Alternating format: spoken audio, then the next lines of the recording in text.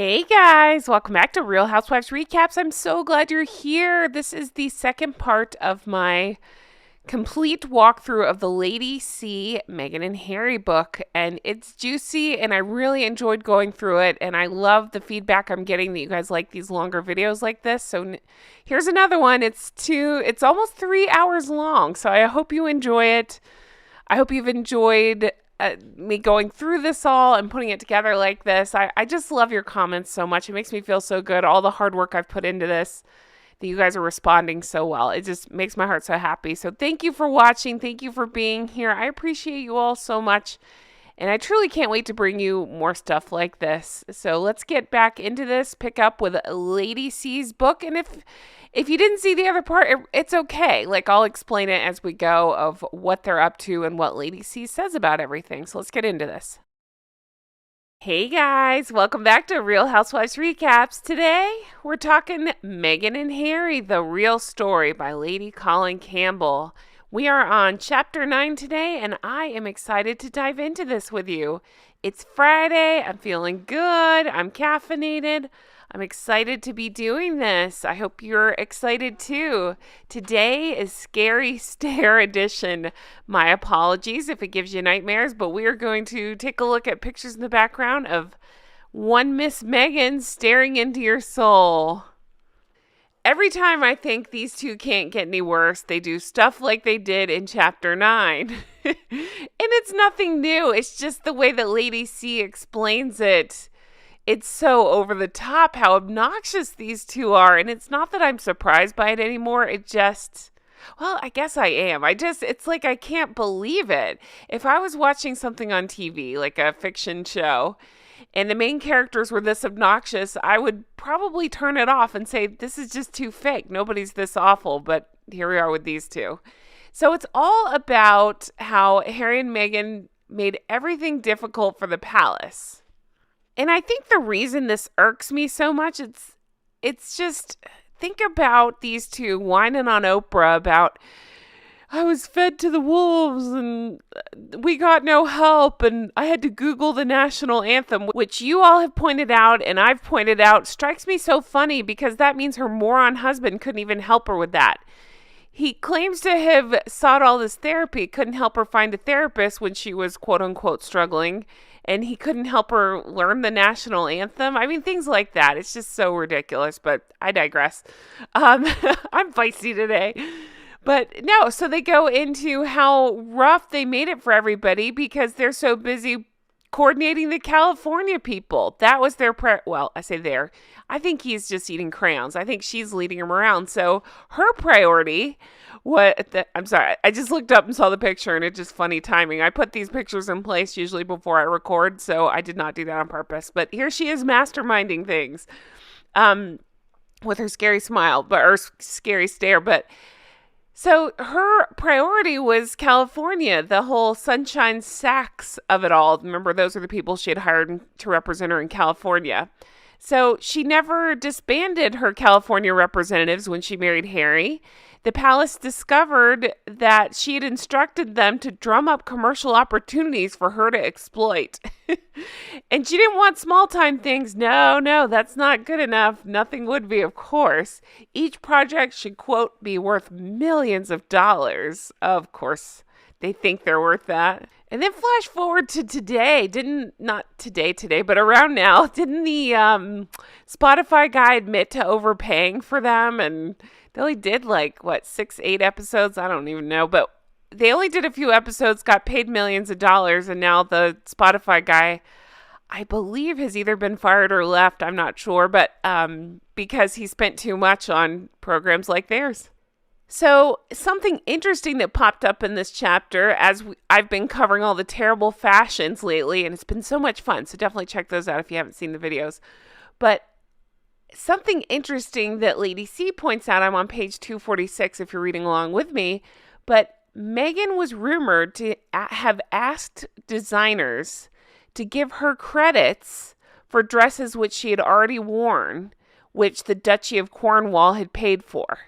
She was also alleged to be making deals with suppliers, people like jewelers, for promoting their wear.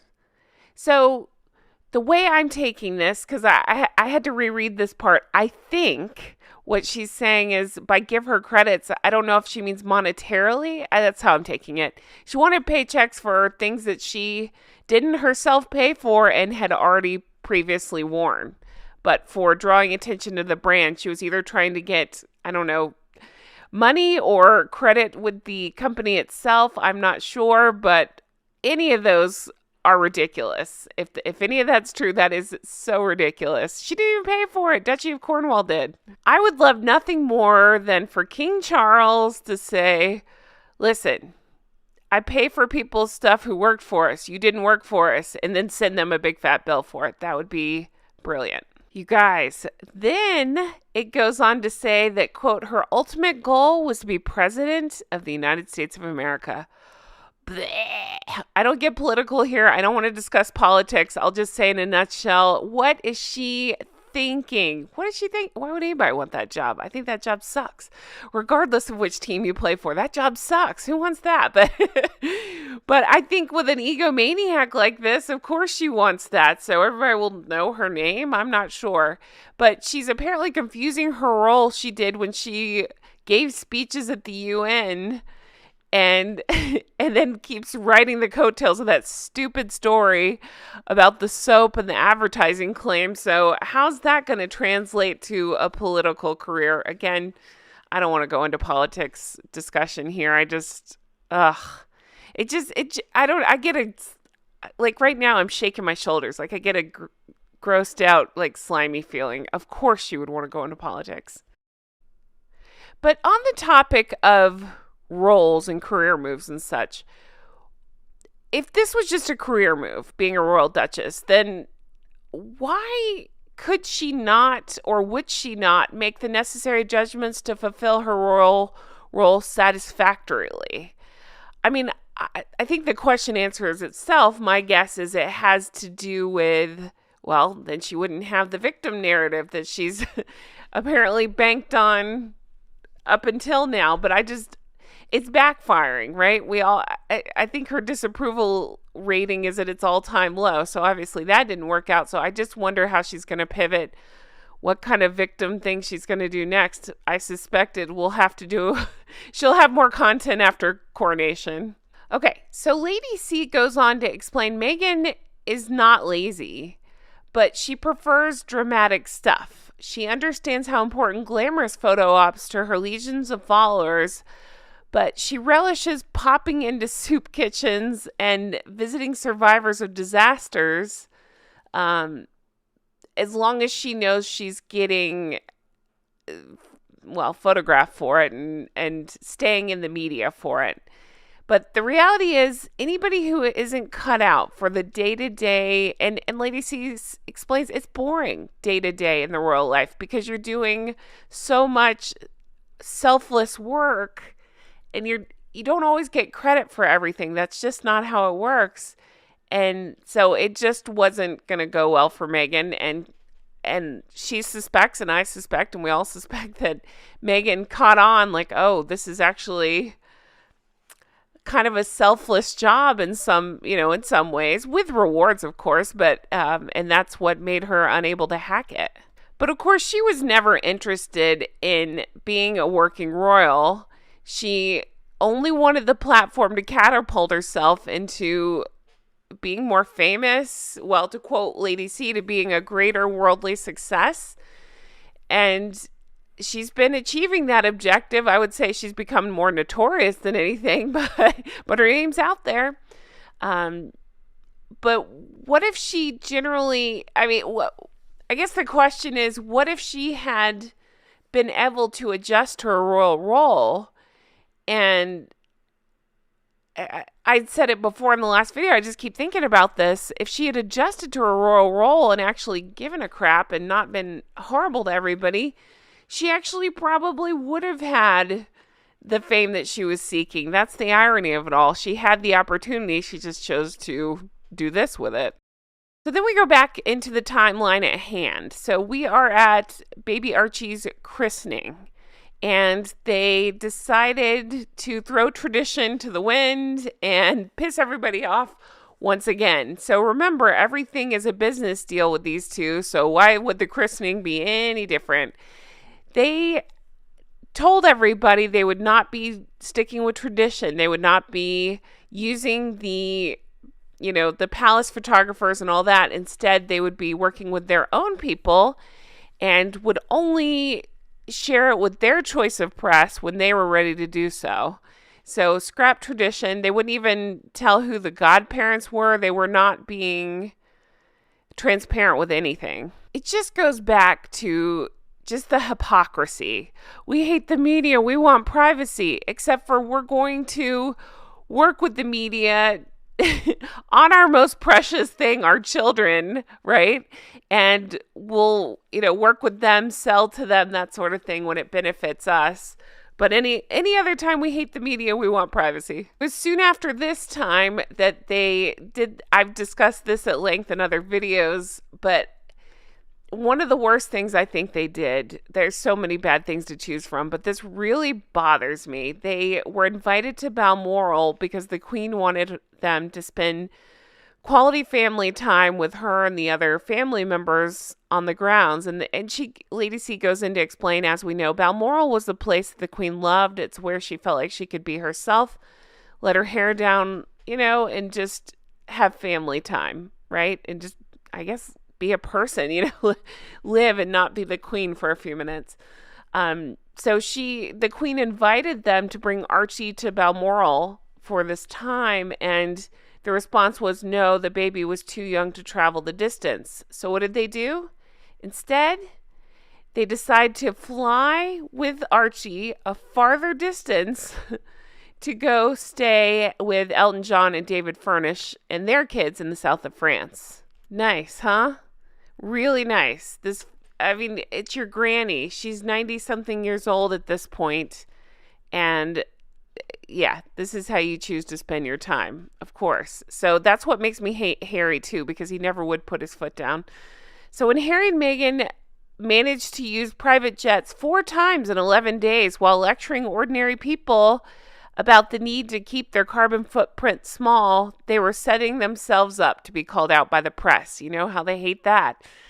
Then Lady C brings this up, and I'm so glad she did, because I remember hearing this, but I couldn't remember where I heard this, and I hadn't brought it up in a video. But this was about the time where, quote, Harry and Meghan were so concerned about the state of the planet and the effects of climate change that they would never be immoral enough to have more than 2 children. So I remember this. Harry gave a speech about this. I believe it was, I might have this wrong, but I believe it was at the Sicily Google Camp meeting, Google Camp conference in Italy, where the hypocrites of them all were having a climate change meeting, all these celebrities with 114 separate gas-guzzling private planes there. And they would be ferried to and fro to these huge yachts that were waiting for them. You talk about hypocritical. There you go. There you go. And again, I've said it before. I don't begrudge anybody using a private plane or boat, whatever, however you want to get there, whatever. It's just the hypocrisy. Don't turn around and lecture the rest of us on climate change and how you're superior and you will not be having a 3rd child to protect the planet when you're doing things like that. It's just absolutely ridiculous. But they did that to poke, we can all see it. It's a jab at William and Catherine, who of course have 3 children. And I'm sorry, but if you're already being suspicious as hell about your babies and your baby's origins and that whole thing that we've been discussing and whether or not, you carried them and what, I just don't think you'd make a definitive statement like that. Like, we will not be having a 3rd child. If you're all about privacy, you keep that to yourself. If you're, organically having these babies, then you wouldn't necessarily say for sure we are not having a 3rd unless she followed it up with Harry got snipped, right? So I'm just saying, none of it makes any sense. This is why I'm hollering into this microphone. None of it makes any sense. They make the worst choices of any human beings ever, and they're petty, spoiled, selfish children. which Lady C backs up by saying competitiveness, spitefulness, point scoring were the latest adjectives being used to describe the couple's conduct. But I did find it funny because not long ago there were rumors swirling that maybe they were going to have a third baby. And I thought, of course. Well, one, because it'd bring the attention back to them, and because they're hypocrites and they already made this speech about we're just going to have two because whatever their stupid reasoning was. You know what I mean? None of it makes any sense. Okay, so then we go into the 21st of June, 2019. This is when Dumb and Dumber decided to trademark over 100 items under their brand Sussex Royal. They were casting a very wide net, although they claimed to be doing this for their humanitarian work. The categories covered were so extensive that the only reasonable conclusion to come to was that this was a straightforward endeavor at commercial exploitation with possible political overtones. Okay, so Lady C goes into some of the materials that they had marked under Sussex Royal. You ready for this? Printed educational materials, printed publications, books, educational books, textbooks, magazines, newspapers, periodicals, diaries, art books, notebooks, greeting cards, stationery, office requisites. Let's see here. Clothing, footwear, headgear. Headgear? I want to make a joke about Meghan and headgear, but I'll resist. I'm a grown-up. T-shirts, coats, jackets, trousers, sweaters, jerseys, dresses, pajamas. Pajamas. Okay, I'm going to wear Sussex Royal's pajamas. Suits, sweatshirts, caps, hats, bandanas, socks, neckwear, sportswear. My God. Just the idea that she would be pushing fashion onto anybody else is also laughable as well. But just absolutely ridiculous. Absolutely ridiculous. They were planning this move into the world of commerce. This is, of course, strictly forbidden for senior members of the royal family. And just like we know, they didn't care. Then Lady C goes into that Vogue edition, which we've talked about, where Meghan had guest edited or whatever they called her for that stupid Vogue edition that ended up not doing so well. And it sounds like Meghan was a nightmare on set. We talked about that a little bit in Revenge, and then I believe it came up in Courtiers. But Lady C explains that she was the one that reached out. Meghan was the one that reached out, not the other way around. Vogue didn't reach out to her. She reached out to them. And by doing that, it removed the cachet of the invitation and replaced it with a degree of pushiness that she's so well known for. But it made her come across as, quote, frothy and frivolous. So dedicating an issue to sociological subject like women who are forces of change in society became, in British eyes, quote, a bizarre mix of superficial and the profound. I'd like to remind you all, in case you didn't hear my earlier coverage of it, one of the people she put as this Women for Change was the lady that hired her on Suits. I mean, come on. The palace was trying to redirect her energy into anything but herself, but of course she didn't want to play along with that. I think Lady C is being kind here because she says Meghan and Harry were oblivious to the consequences that might adversely affect the monarchy. I'm going to go out on a limb and say, well, I think Harry stays oblivious, but I think Meghan is not. I think she knew exactly what she was doing.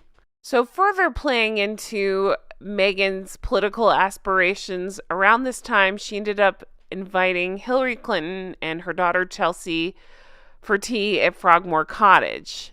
And then Lady C points out that Meghan made sure that the world knew about the visit. So it began to look as if Meghan was playing a game and that she was doing it with skill. Again, that's a quote from Lady C. I'm going to go ahead and say I think everybody was on to her antics by this time. So this was about the time that they left for that 10-day tour of South Africa. They were still pretending to be working royals at this point. So Lady C points out that everybody was hoping that Meghan and Harry's tour would be successful because a constant run of bad publicity is in no one's interest, except possibly the subject who wishes to be presented as a victim. Where have we seen that before?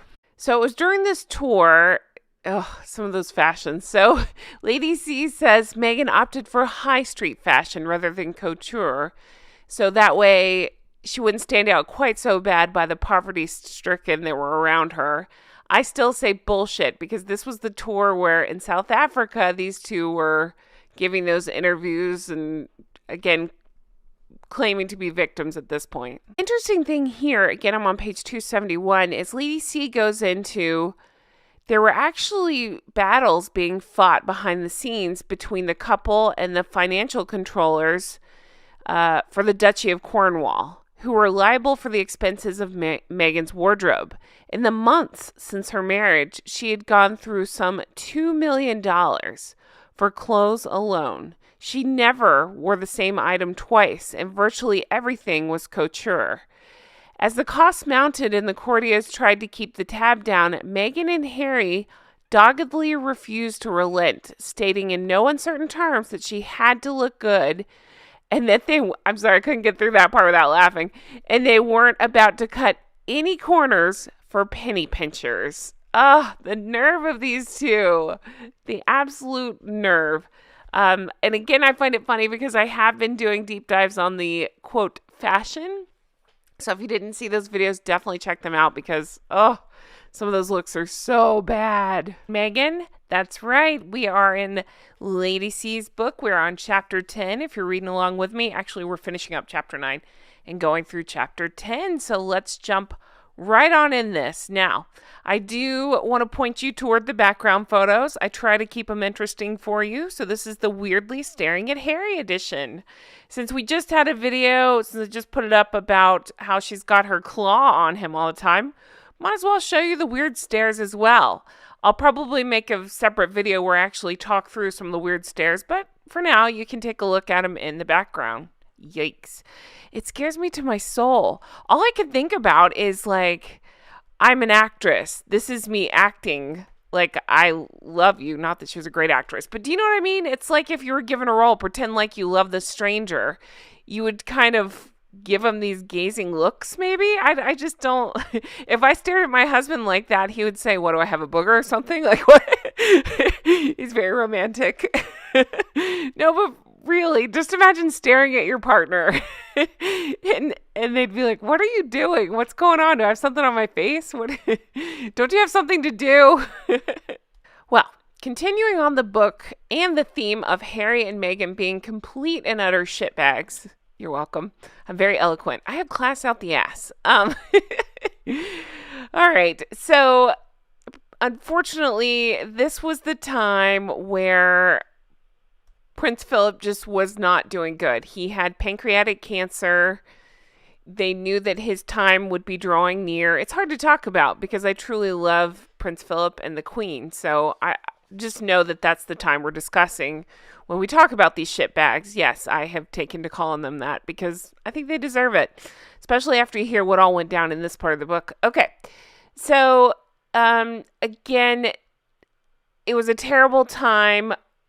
This was the time where they had gone off to Canada, and I know I kind of skipped a little time because they were in their tour of South Africa, but it was not much longer after that they ended up going to Canada for a little bit, and I've been through and through that South Africa tour, and when they decided to sue the press, so I just felt like since Lady C didn't add anything to it, we're just going to move right along. Okay. So their refusal to spend what Fleet Street was calling what could be Prince Philip's last Christmas raised questions as to just how humane they actually were. You know, they were putting out all these stories to the public that they were humanitarians, but of course they couldn't be bothered to spend what could be Prince Philip's last Christmas with him. But as for the public, as they were concerned in 2019, it actually ended on a high note for Harry and Meghan. They'd announced that they were retreating from public view, spending 6 weeks away on a much-needed break, which would be in keeping with their previous demands for, we want privacy, we want privacy. But several publications actually pointed out that Meghan had spent most of the year off, and that Harry's schedule, it was pretty light as well. So at this point, they were suing the press and they were completely bypassing the palace PR as well. So they were just posting things on the Sussex Royal website. And this I found interesting. I actually learned something that I didn't know. Now, I remember when they posted this picture. Let me show it to you. Okay. To celebrate that Christmas, they sent out this card apparently, or I don't know if they sent it out, but they posted this picture, right, of baby Archie being the focal point, and you can see them behind. Now, what I didn't pay attention to, the Lady C points out is, now that's really interesting. Look at that. Because Archie's in focus, Meghan's kind of in focus, Harry's not in focus. So while they're supposed to be equal distance behind Archie, interesting that they appear to have photoshopped Meghan's face and make it more in focus and blurred out Harry's face a little bit more. And the reason this is funny and the reason Lady C is bringing this up is it just points to how Meghan has to micromanage everything and is constantly making these missteps like this. Okay, back to the weird gazing pictures. So, Lady C goes on to explain, she kind of digresses for a minute and talks about the difference. There's about 1 billion differences between Catherine and Meghan and why Meghan would not want to live in her shadow because Catherine is amazing. Meghan sucks. She doesn't say that. But this was interesting. Lady C goes into how Pippa actually used to date this guy named Billy. I just don't know much about Pippa, so you probably already know this. I don't know. I really don't know much about Pippa, but she apparently used to go out with this guy named Billy, is it Nisbet? I hope that's how you say it. And his parents are Alan and, is it Petrea? And they are good friends of Lady C. So she had the benefit of being around both Pippa and Catherine quite a bit, it sounds like, and hearing stories about them. So Lady C explains that Catherine is sweet and traditional, but she's very highly intelligent with strong character. She does not function at a fever pitch of hyper-enthusiasm like Meghan, nor is she dominating personality, but still waters run deep. I love that. That's exactly, I think, how a lot of us have discussed her. So I just love when you hear stories like that of somebody you truly admire and, you see them and then you hear these stories backing up that, wow, they really are, wonderful people, it sounds like. So then she goes into Meghan. Meghan plays a variety of roles of Harry, which this is so perfect because it matches the background I'm showing you here. Listen to this. Okay, this is on page 291 if you're reading along with me. Quote, on the one hand, she's ultimate authority on all topics. She's the driving force in their union. But he happily heads in the direction she leads. She's a mixture of the little woman, big mama, leader, faithful follower, siren, and nanny. Unlike Catherine, she vents furiously, casting herself in the role of victim when she faces opposition of any sort. Then she switches to her spike-wielding chariot toward the opposition when that works more effectively. Because Harry is less stable, less intelligent, more emotional, and more immature than William, Meghan has him coming and going as she panders to the alpha male, the little boy, the spoiled brat, the wounded and vulnerable man-child who is still working through childhood issues. I put a big fat star by that paragraph because I thought it was so well said in everything we've seen. And if you don't believe me, look at these pictures. It is so weird. I feel like a lot of this gazing is like a parent gazing at a child. It's not like a sexual thing, like I want to rip your clothes off. It's like, aw, look, Harry made a sentence, It's so weird. It's so weird. But also, I put it in the same category as the hand-holding thing in the claw, where it's like, she thinks she's selling this narrative of, look how in sync we are, look how in love we are, look at us as a couple, everybody wants to be us, all that bullcrap. She's selling us a story, but she's just not a good actress, so we're not buying it, and we can see right through it. That's kind of what I think's going on here. So during this time, the couple returned to Britain from their Vancouver Island bolt hole, and they posted to Instagram that they visited Canada House in London to thank the High Commissioner for the warm hospitality during their recent stay in Canada. We all know what was going on here. So basically, they had already made their plans, and they were trying to whip up sympathy or public support for themselves by the use of the media that they claim to hate so much. Remember, they want privacy. And decided to set their own precedent and make their own rules like this. Now, you know I love to be petty. That's like the language I speak. So I'm going to be petty here. You guys, when researching this, I learned something. You ready? Shabam!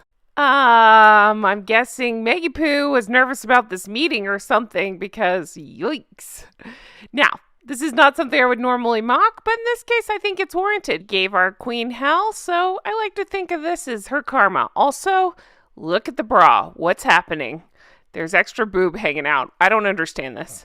All right, let's get back to the staring contest that really weirds me out and talk about the other antics that these two are up to. So, Lady C goes into all the times that they love scene stealing. It's a ploy that's taken place with these two, especially against Catherine and William. And this is something I was kind of peripherally aware of, but to hear her spell it out, damn, these two really are the worst. All right, so she goes back to 2019. The Sussexes had branched out on their own. Catherine, of course, we know, is a lovely photographer who posts pictures of her children on their birthdays.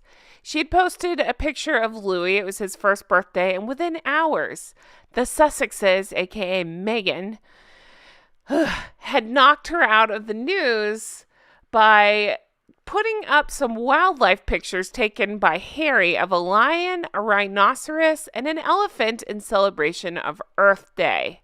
You guys, I cannot with these assholes. But there is a funny side note to this story. When I was researching it, I figured out, here's the original post, right? Where it looks like he's gotten this beautiful shot of an elephant and whatever this guy's doing. Okay, you guys, here's the unedited version of that photo. And because Hazmat can't tell the truth on anything, apparently the image had been cropped from the original, and you couldn't see where the elephant had been tethered and allegedly drugged, so it would be more docile in the picture. Of course, what's Harry's go-to? Blame the media. He's like, oh, how dare you? I wish Jay was here to do the Harry voice, but he's not. How dare you? I would never. He's trying to say he would never intentionally mislead, that it was, I don't know, it was just cropped that way or whatever. Okay. But apparently he filed a complaint with the Independent Press Standards Organization, denying having misled the public about it, but his complaint was rejected at the end of 2020. Suck on that, liar. Can't tell the truth about anything. Have to use doctored photos to try to win, I don't know, public attention over your sister-in-law. It's just pathetic.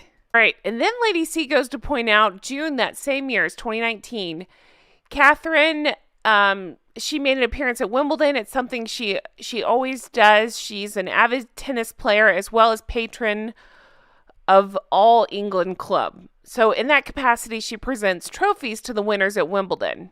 So she did this as usual, but Meghan decided, well, she can't have the spotlight. So what did she do? She posts those stupid pictures of herself at the Lion King premiere, which I believe everybody would be talking about because her dress was so stupid. There, I said it.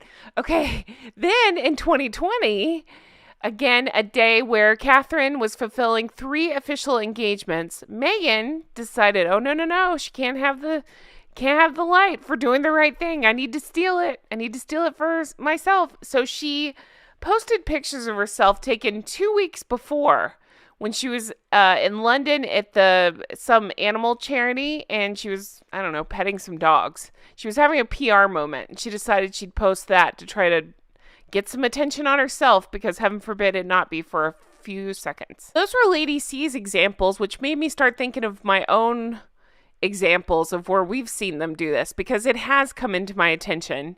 So think about Coronation. They're basically doing it right now in real time. They're making it about themselves by not accepting or rejecting the invitation and being very weird about it. They're trying to get the attention for themselves. Think about Frogmore eviction when they were being asked to leave, and that whole situation. What did they do? They went and took photographs at some quote A-list Hollywood club that nobody cares about, but trying to get pictures of themselves out there to try to get attention on themselves. So same thing with this whole kids' titles things coming out right now with the christening and the titles that we've talked to death. And then what happens? Meghan happens to go take paparazzi photos right around then. She knows what she's doing. She's trying to get the attention on herself. So then one of the worst ones that Lady C points out is on the night before Catherine's 38th birthday. It's the 9th of January 2020. That's when those two asshats decided to reveal to the world that on their Instagram, they will be reconstituting their roles. That whole bullshit statement that they made that, I don't know, they'll be stepping back, stepping out. Who cares? I don't know. I'm just annoyed. I just find them so utterly useless. They have nothing without this, quote, publicity. And so, of course, they're going to try to rain on everybody else's parade and try to get attention for themselves. So Lady C does a good job of explaining how they plan on getting the attention and what they're planning on doing with it. And she does talk about throughout the book how both Meghan and Harry, remember I mentioned they invited all those strangers to their wedding? They wouldn't invite her family, but they invited a bunch of strangers, people who were considered, quote, philanthropic.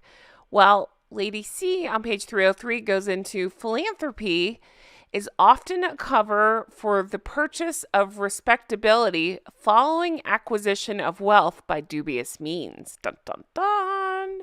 So she goes on to say now it was merely a matter of time before Meghan and Harry actively entered the commercial world and they plan to get into philanthropy. And what's funny is, again, in real time, everybody wants to investigate Archwell because, possible shady business practices? I don't know.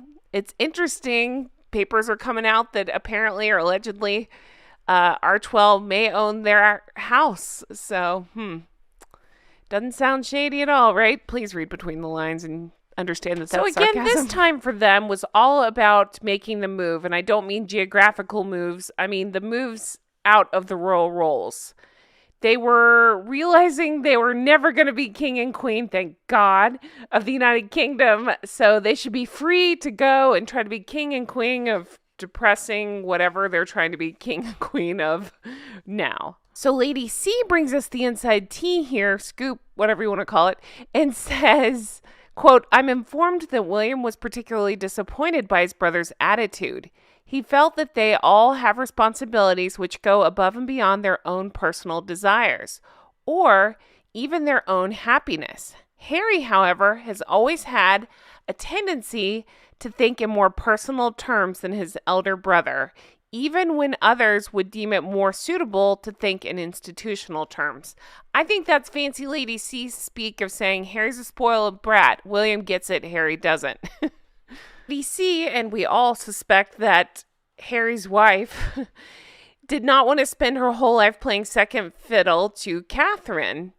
And he didn't enjoy being in William's shadow, and that's what motivated them to make this move. It's all about them. Now, she does speculate, had he end up with one of his exes, like Cressida or somebody like that, then he would have fallen into line in royal life and been much happier. But he's too stupid. He picked the wrong one, and here we are. So to quote Lady C, quote, they were all fully aware Happy would have been perfectly happy to remain as a working member of the royal family, involved with his charities and maintaining his military links, had he not married a woman who wanted to capitalize upon his royal status and strike out on her own with him. You know, I'm gonna digress for a minute. You know what keeps striking me as I go through these pictures, and I'm not even talking about the ones on your screen here, I'm just talking about as I've been putting together these, collages, montages lately.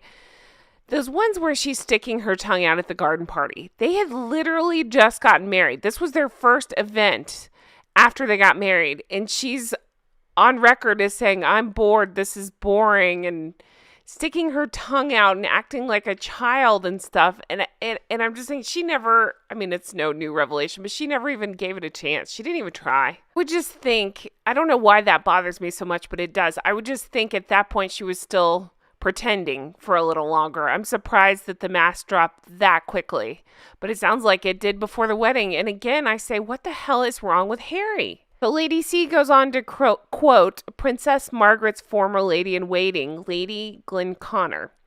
And she's saying Meghan didn't stay long because she didn't realize that to be a royal is jolly hard work and quite boring at times. It's not all fun and glamour. A lot of it is behind the scenes, so it's not supposed to be flashy. So she wanted the glamour, she wanted the glitz, she wanted an exciting lifestyle, but the day-to-day stuff sounds like it's not that. Okay, and then finally, she goes into how ridiculous it was that Harry and Meghan were claiming that she was a victim. She's a victim of everything. She's a victim of all the isms we talk about, but the claims at that point were racism and snobbishness. Now, Lady C explains snobbishness was simply ridiculous. Sophie Rhys-Jones and Catherine Middleton had also been middle-class girls, and they had successfully made the transition to royal. So Meghan's equally middle-class background couldn't have been the problem, nor was racism. In fact, Meghan's race had militated, I love Lady C's language, in her did I say that right, militated? In her favor. So it was a cause of grievance throughout Britain that the fulsome welcome she had been given initially could be converted through ignorance of what had really gone wrong into accusations of racism against any of the many segments of the populace who had welcomed Meghan with open arms and hearts. So her failure to settle happily in Britain lay not with her race, but with her refusal to adjust to a new way of life, one whose lack of financial reward had left her distinctly unimpressed. Perfectly summed up exactly what we're all saying. Yes, that's what made the chapter so frustrating, not at Lady C, but I'm saying, yeah, exactly. We were at this point where she was continuing and really beating the drum of all the ist words she likes to throw around. And I can only imagine, I mean, I'm in America. We were slower to get the memo about how awful she was. I can only imagine if you're in the UK and you welcome with open arms and you're excited and then she turns around and calls you a racist. I mean, I'm not laughing because it's funny. I'm laughing out of shock. Like, just the gall. The gall. That's right. We are in Meghan and Harry. We are finishing up chapter 10. If you're reading along with me, I'm picking up around page 315. Guys, future Jen here. I just finished recording. I had to go back and edit the intro because I just have to let you know you are in for a wild ride. I get real feisty in this episode. I talk about it a lot. And I probably go on for like 10 minutes about exactly why I despise these two. So buckle up, get ready, listen till the end. And can't wait to read your comments on this one. Thanks. You guys, so much to talk about in this one. And by the way, pay attention to the background pictures because she can't stop touching her hair. She can't stop playing with it. It just comes on the heels of the messy photo. Messy! Now we are in the she can't stop touching it photo. So enjoy these. These were requested. So thank you so much for that suggestion. If you have a suggestion for photos you'd like to see, leave them in the comments. Time frame discussed here is when they had gone to Canada for just a couple weeks and then came back to London to pretend like they were negotiating. I don't believe they had any intention of negotiating anything. They had their minds made up, and that's that. Who cares what anybody else, especially his family, thinks, right? So Lady C goes into Meghan a little bit more here and explains that she's grown into a fully empowered woman who respects no one. She doesn't expect anyone's person or position as much as she respects her right to forge her own path.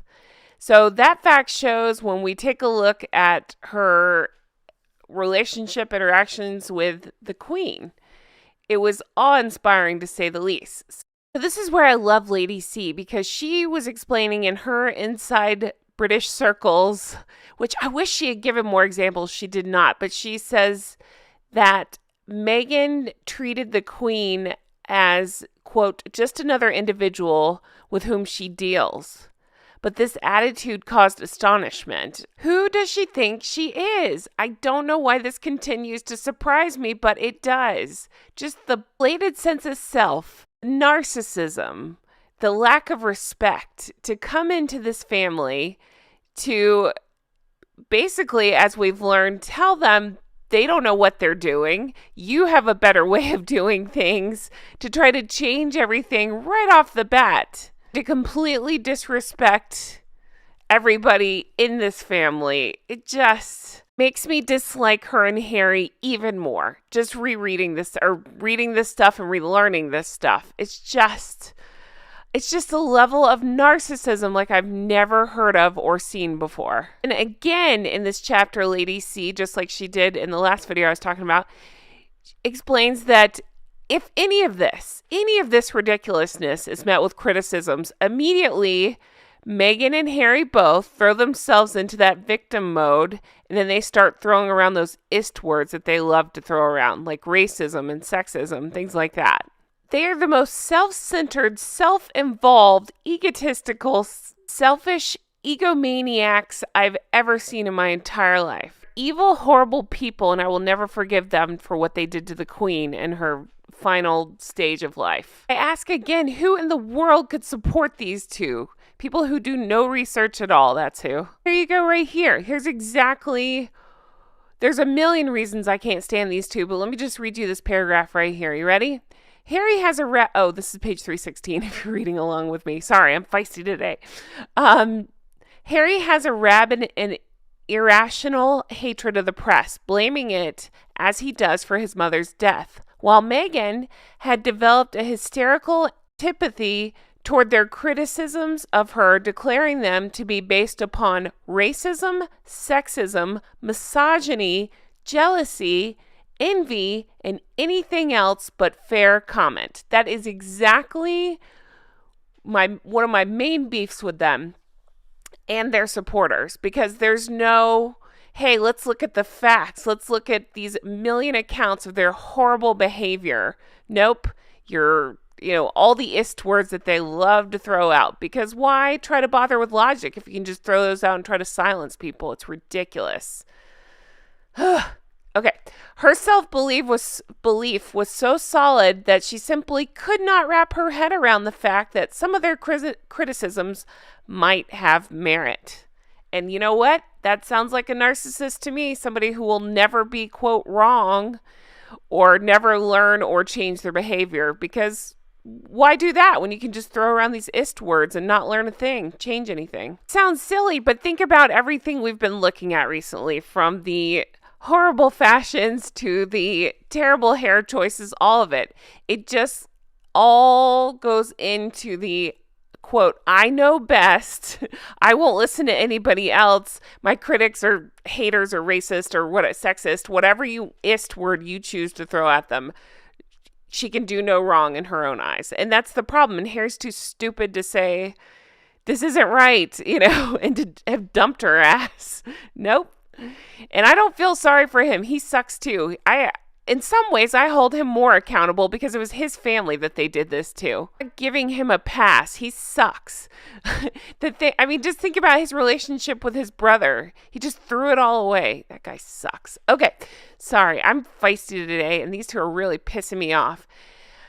Okay, Harry and Meghan now availed themselves of the opportunity to demean their opponents and present themselves as victims. Hey, it's their favorite narratives. They're victims, guys. They're victims. All right, so I don't get political here, so I'm not going to go too deep into this, but just know she did talk about Trudeau and how he was basically kissing their asses publicly, and he was offering things like sharing the cost of their protection, and apparently it did not sit well with the Canadians. Thank you, my northern brothers and sisters, for that. But as we know, Lady C goes on to explain, Harry and Meghan, of course, had no intention of residing permanently. I'm pissed today, so I'm mixing up all my words. Let me try that again. Okay.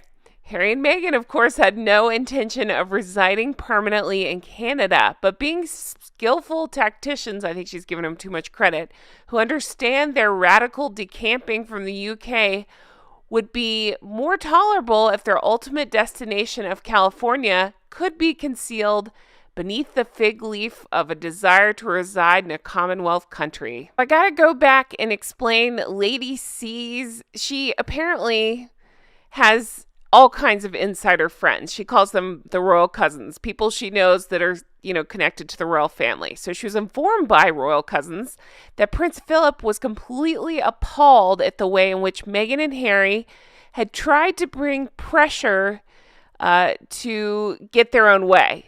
He was happy not to participate in the Sandringham Summit. Now, she does go into the Sandringham Summit. Now, if you don't remember, that's where Harry came to meet with the Queen and William and Charles and some of the private secretaries, or the courtiers, I guess, were there. Harry did everything he could to try to meet with the Queen on his own, thinking he could smooth things over. She would be the softball, or whatever analogy you want to use, that I don't watch sports, but that. But he miscalculated. He's an idiot. So all I can think of is, remember in his stupid book, he's like, she had the wrong people around her. And it just pissed me off so bad. Hence part of the reason I'm so pissed today.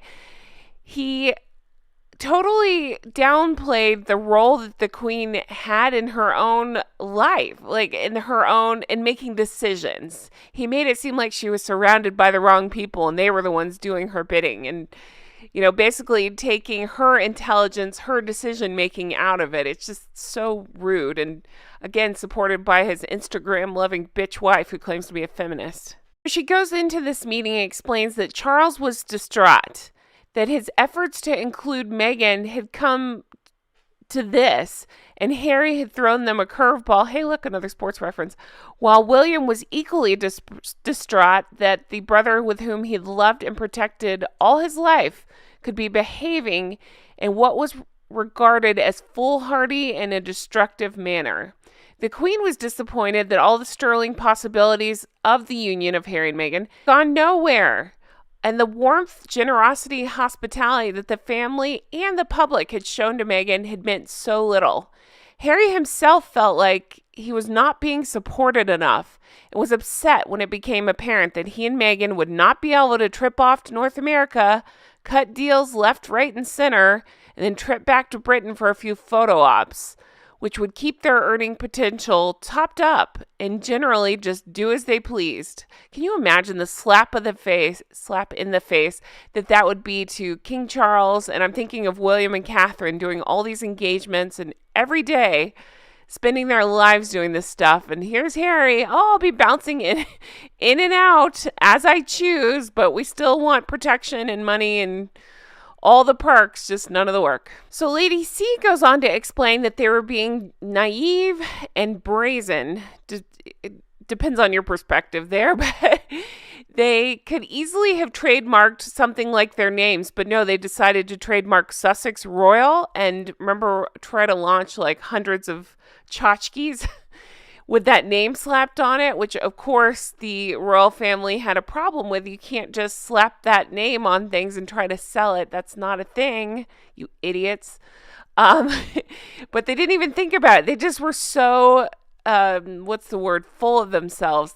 What's the problem there, right? They'll make millions. They just were so arrogant, they thought, they'll prevail over precedents and the law. So at that meeting, it was January 2020, it was the Queen, Charles, William, and Harry, and they were deciding how to best proceed. Now, Lady C explains that the Queen was actually the most inclined to take a lenient view, aiming for the couple to achieve as many of their objectives as would be realistically possible without damaging the monarchy, even if it meant recalibrating some customs. So her attitude was reflected in her statement, explaining how important her family is to her. And remember, she put out a statement today. My family's had a very constructive discussions of the future of my grandson and his family. That statement. So again, this Lady C book was written, 2 years, 3 years before Spare. And so now to think of this and to know, obviously, that the Queen was fighting for them, trying to help them. And then that jackass goes on to write about how she wasn't in control of things at the meeting. And she was surrounded by the wrong people that were leading her down the wrong path, or whatever bullshit statement he put in his stupid book. The part of this chapter that I absolutely love is how much Harry and Meghan miscalculated, well, everything. Harry has never led a country. He's never been elected to any position. He has no experience as a leader. He's only ever been a minor ranking army officer who helped to be the second son of the heir to the British throne. So she goes on and says, yes, he had some star quality, but he was a revered figure until his marriage. He started speaking up, and we all figured out how stupid and full of himself he is, and anti his family and everything else. He's just the worst. They're both the worst. Of course they found each other. They're a match made in hell. So again, what Dumb and Dumber miscalculated is that when Harry was a senior member of the royal family, he had a great position. This was enhanced by the perception that he had something which money couldn't buy. And added to this was his reputation for being a down-to-earth, affable guy. He also had physical attributes to shine within the role, and position plus personal assets have always have a positive effect. The position exaggerating the personal qualities and vice versa. She explains that once the hype gets out there and you start to believe it, then you get on rocky ground. The temptation is to overestimate your personal worth while denigrating the worldly advantage, which exaggerate it. It can become irresistible. And she does explain that Prince Philip and the Queen decided in the early days of their marriage that they would go on about their business as if none of the acclaim existed. Because you don't want to have your head turned. You don't want to lose focus of what's important. So imagine that. The Queen, which he's happily to, throw under the bus or whatever and disparage, she stayed true to her values and what she held important and didn't lose sight of what she was focused on. And Harry just found some broad and just decided to ditch his whole family for her. Took a page out of her playbook. Hey, when things don't work out, just ditch your family. It's fine. So Lady C explains that she was told by her inner circle that Harry's ambitions were simple enough. He wanted a happy wife, a happy family life with her. This is her saying, she is also informed that Meghan's ambitions were also simple, albeit different. Money, money, money, money, fame, all attention on me. Look here, look at me. I'm guessing those are hers. She doesn't really go into it. But one of my favorite parts of this chapter I'm going to read to you right now. Talking about Meghan, Lady C says, quote, she often talks about change, but she has no cohesive overview, nor does she ever bog herself down in what the consequences of change would be. Change always brings about new problems, but these are never mentioned, much less defined, nor are the potential solutions addressed. Which perfectly aligns with what we read in books like Revenge and Courtiers and all the tales we've heard of horribly mistreating staff, yelling these demands like this, but with no real plan of action of how to get there. I heard a similar tale when she was guest editing Vogue.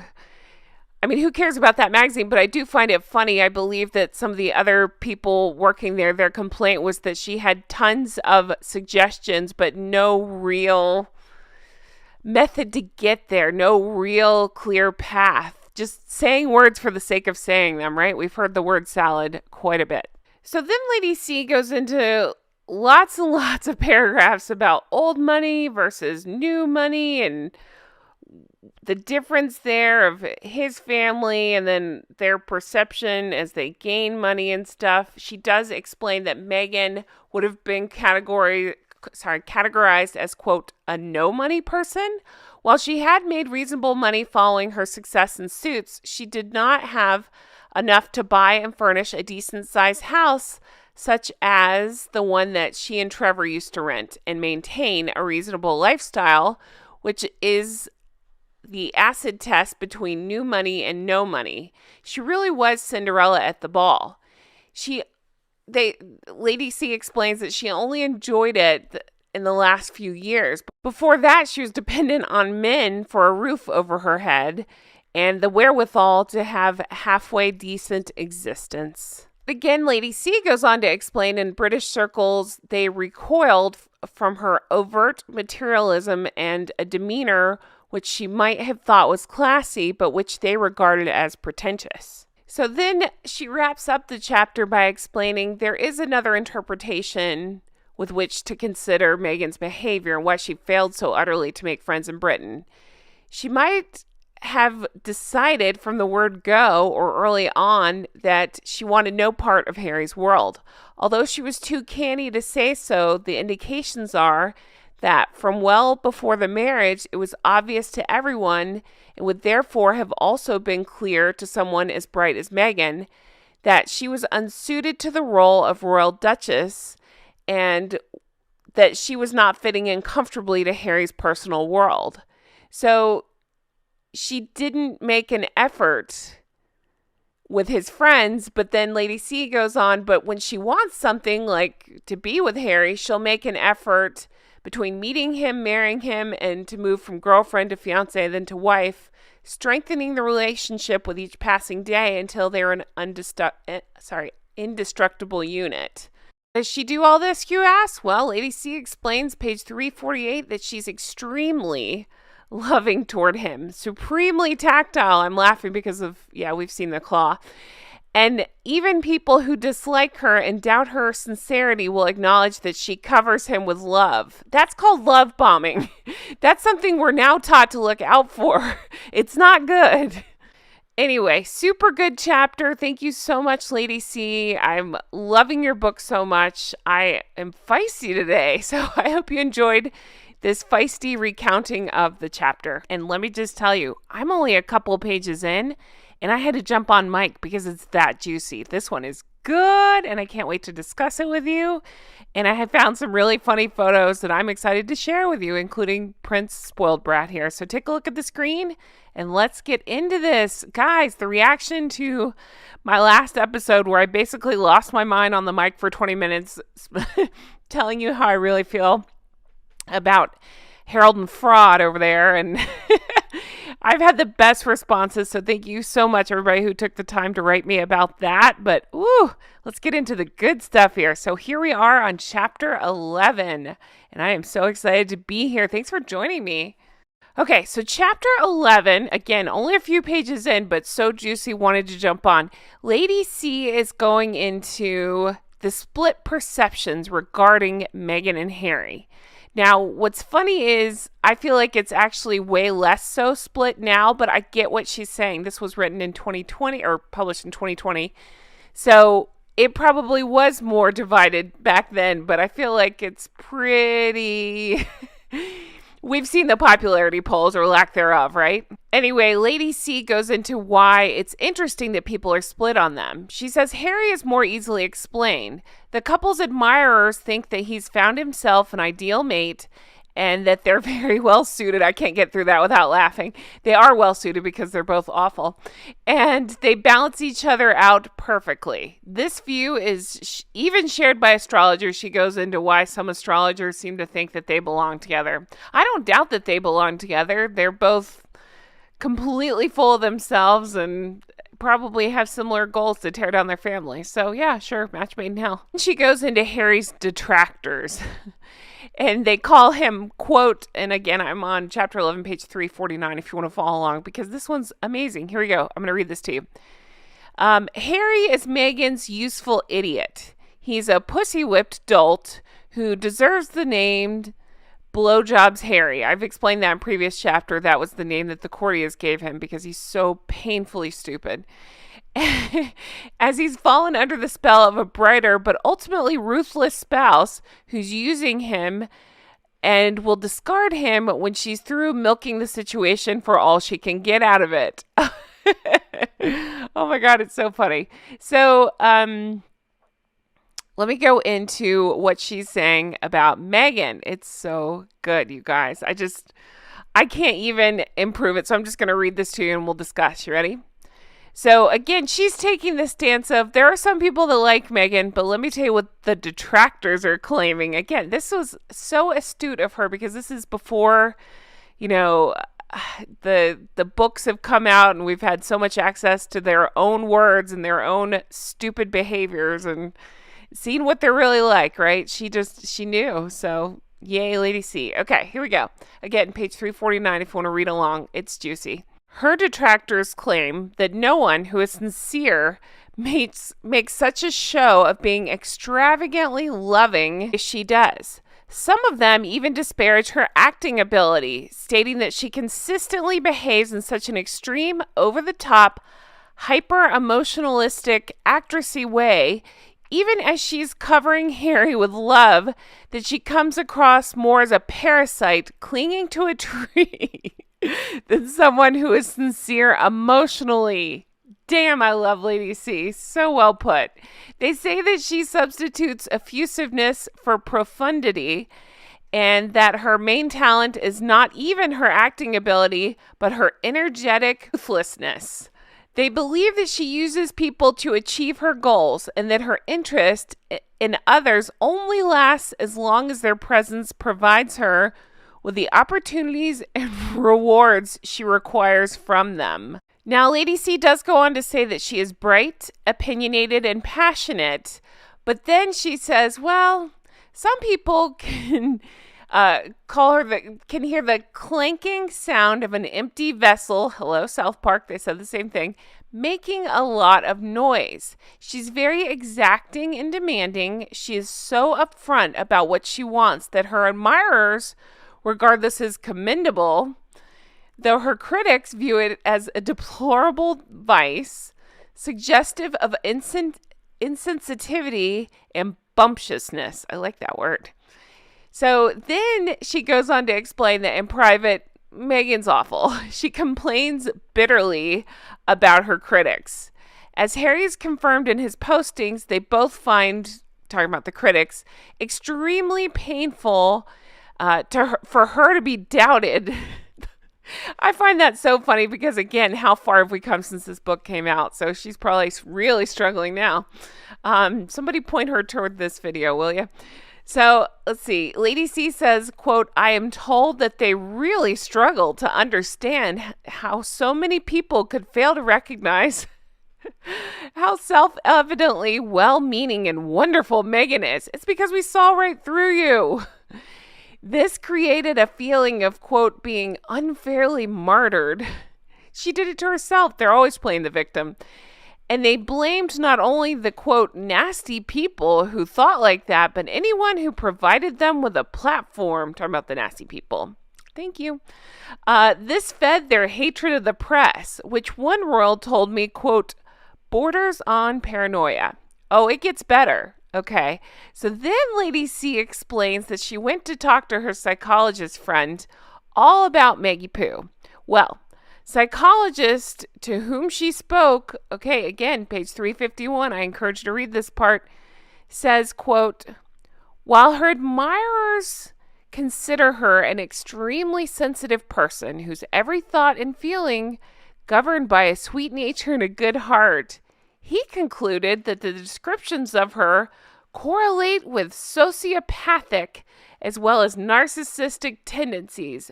Bam! Nailed it. Sorry if I scared you. Look at this picture. Tell me that's not a narcissist right there with sociopathic tendencies, allegedly. What makes this greater? Do you know what tipped the scales for that guy that Lady C spoke to, the therapist? What tipped the scales for him is being the decisive factor for her propensity for wanting sympathy. The same thing that pissed all of us off. It's that stupid ITV interview she did in South Africa. Oh, I'm going to go into that. I told you before, that's what did it for me. The idea that she's standing in South Africa whining about her troubles is just the most tone-deaf, disgusting, narcissistic, full of herself thing that, well, full of both of themselves. I'm not letting Harry off the hook either. That's when I decided that they sucked and they and they haven't let me down since. So Lady C says, according to that therapist, his opinion, Meghan's interview with Tom Bradby was a dead giveaway not only of her hunger for sympathy, but of another sociopathic trait, namely lack of insight into how inappropriate her requirement of having her needs fulfilled, even in disproportionate circumstances, can be. Now, she goes on to explain that, oh God, I love this so much. Okay. She says that ITV was responsible, possibly. She's trying to maybe cover her bases here, but maybe it wasn't Meghan's fault. Allegedly, who knows? But she came across as, quote, self-obsessed, self-pitying. She seemed as she complained about her great pain in not receiving the emotional support and attention she required while adjusting to her new life of even greater privilege and opportunity than her old life, which had not been exactly underprivileged either. But her complaints seemed weirdly disproportionate to the psychologist as she stood in South Africa, exactly what I said, with her complaints going from one privileged life to a more privileged life, while around her, the South African women with genuinely significant daily struggles for life, liberty, health, food, and safety. These women and these issues were meant to be the true focus of the program. Yet so complete was Meghan's self-belief, so pronounced was her need to obtain support of viewers by gaining their sympathy for the hardships she was enduring in her difficult life, that she did not stop to question whether a royal duchess, happily married to a man who adores her, who is beautiful, healthy, has a beautiful, healthy son, and a life of extreme privilege, should be maintaining in the face of such genuine deprivation, that her own suffering was so great that it could even warrant a mention alongside poverty, assaults, mutilation, bad stuff I can't say on YouTube, starvation, and many other issues that have been addressed by the program as the South African women's lives unfurled in their full horror. So perfectly said. She articulated exactly what bothers me about these two. You think I went on a rant last time? Well, buckle up. That's exactly my problem. Exactly. That is exactly why, I keep saying exactly, I gotta find another word. That is precisely why I turned on them exactly here. Again, exactly, sorry. I'm just so frustrated. My words stumble together. Okay. That is precisely why I turned on them when they're in South Africa, because of this crap right here. Because she was standing in South Africa where the problems are real. Everything I just named and then some. And she had the nerve to complain about how hard it was for her. I mean, I'm speechless. I'm never speechless, but I'm speechless. Just blown away by, again, the level of narcissism. I've just never seen anything like that. I thought Amber Heard was bad. I mean, this is just a different, I don't know, planet. It just blows my mind. And the fact that Dumb Harry stood right alongside her and was agreeing right along with everything and playing along too, he's just as bad as she is, if not worse. I mean, they're so awful, just truly not paying any attention to the real suffering around them. They'd rather bring attention to themselves. It was on to say that only an unconscionable egotist could state on television in the middle of South African wilderness, surrounded by some of the poorest people whose everyday life is an uncertain struggle for survival, that the purpose of life is not survival, but thriving. Remember, she said that stupid ass quote on this interview. That's what Lady C is talking about. I got to give Lady C a huge round of applause because she more beautifully articulated it than I ever could. Exactly why I cannot with these two. I cannot. That's why I have no sympathy for them. That's why I think they're awful. This combined with the way they treated the Queen. Nope. Nope. I will never understand them. I don't want to understand them. And I will never understand people who support them. I just won't. So I'm going to end it here because my blood pressure is now through the roof. I cannot wait to keep going with this chapter, though, because we have tons to discuss, and it's good. Guys, again, sorry this is a little shorter, but I'm just blown away. Just absolutely blown away by this. Just unbelievable. Thank you guys so much for watching. I really appreciate you all. Your response has been just completely overwhelming in a good way, and you're just too kind. Thank you for all the love and support and all the very kind messages you have left. I appreciate that so much, and I can't wait to read the comments on this one. That's right, we are on chapter 10, and I gotta tell you, this is my favorite chapter. I have loved this book, but this chapter is so juicy, and I'm here for it, and I can't wait to talk to you about it. Also, I can't wait to show you the pictures I have for you today. Just wait. There's some of my just pictures I find funny, and you'll understand why in about 3, 2, 1. You're welcome. You guys. The eyebrows, the hair. I mean, just always messy, right? Always. Okay.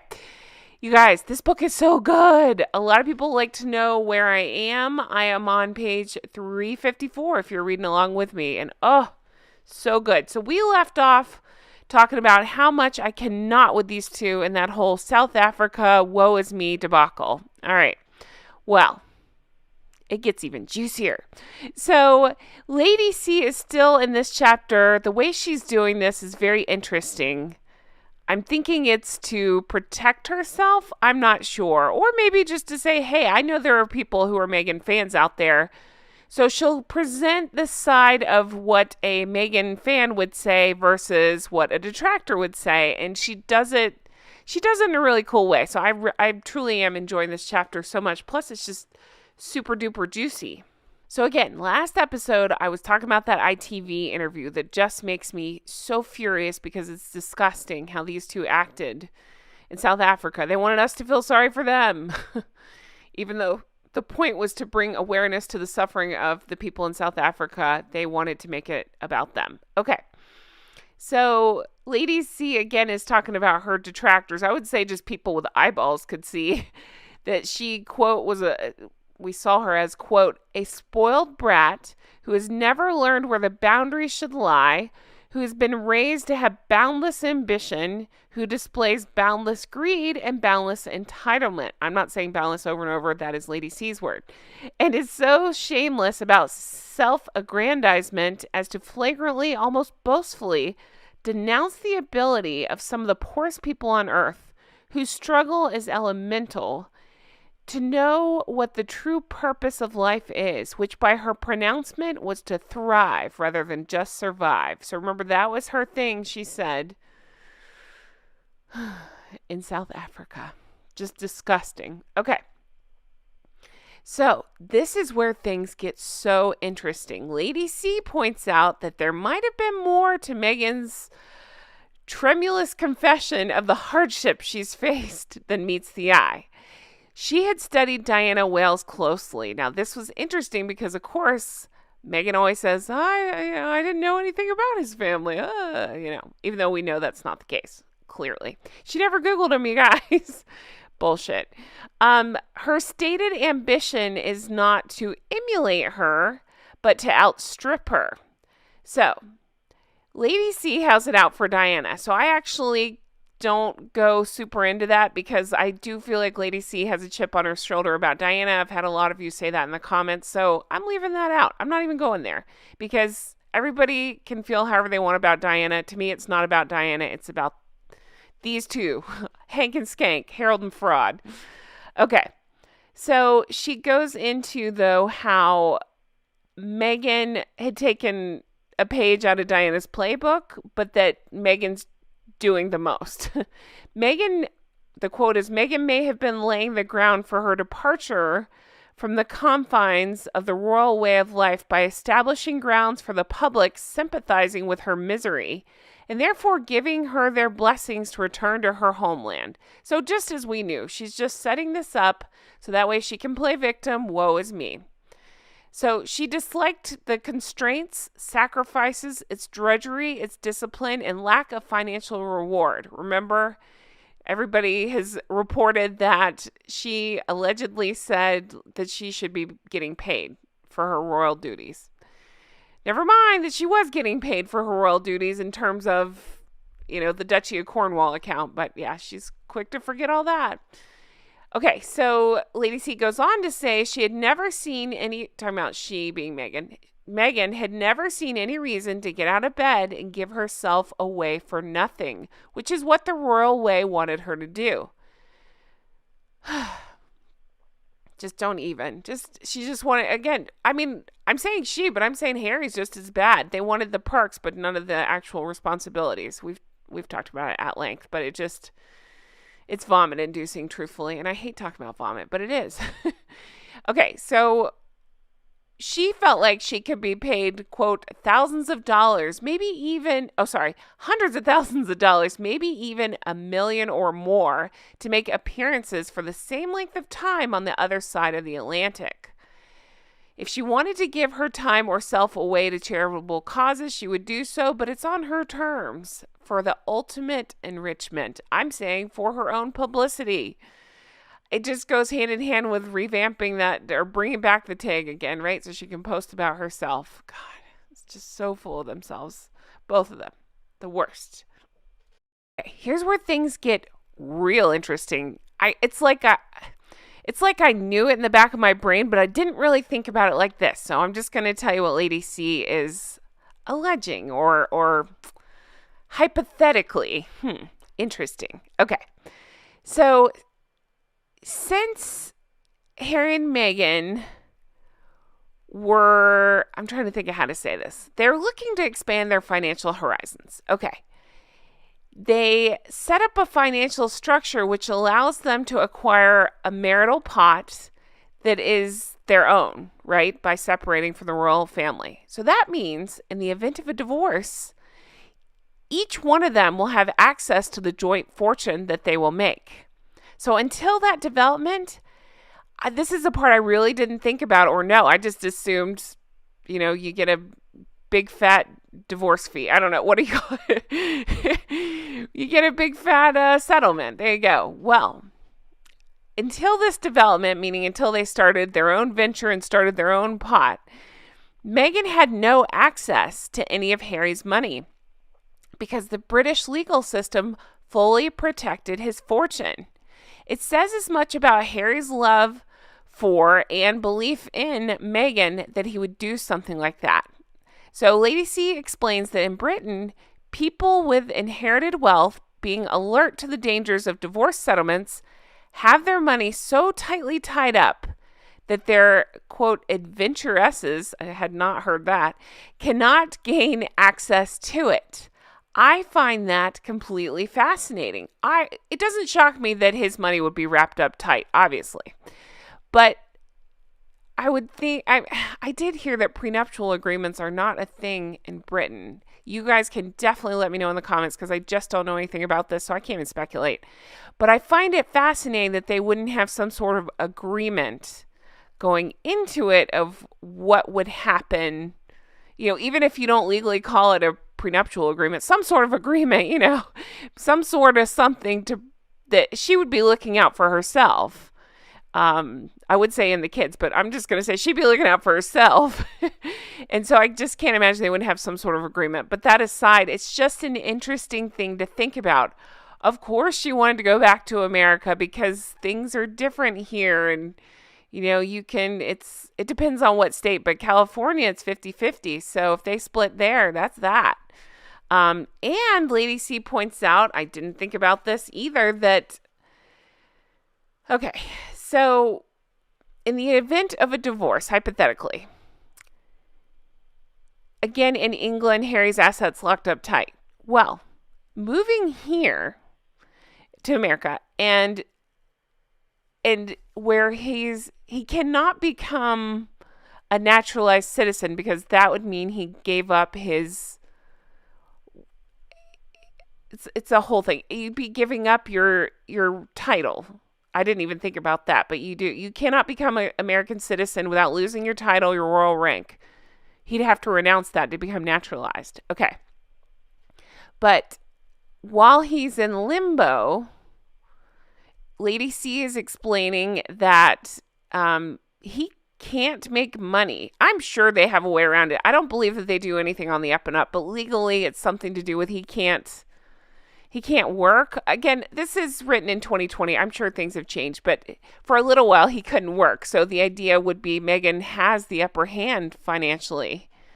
Lady C goes on to explain that the Hague Convention, to which I guess the United States is a part of, meant that if they had divorced while living in Britain, she would be obligated to remain in the UK as long as she and Harry were living there at the time of separation.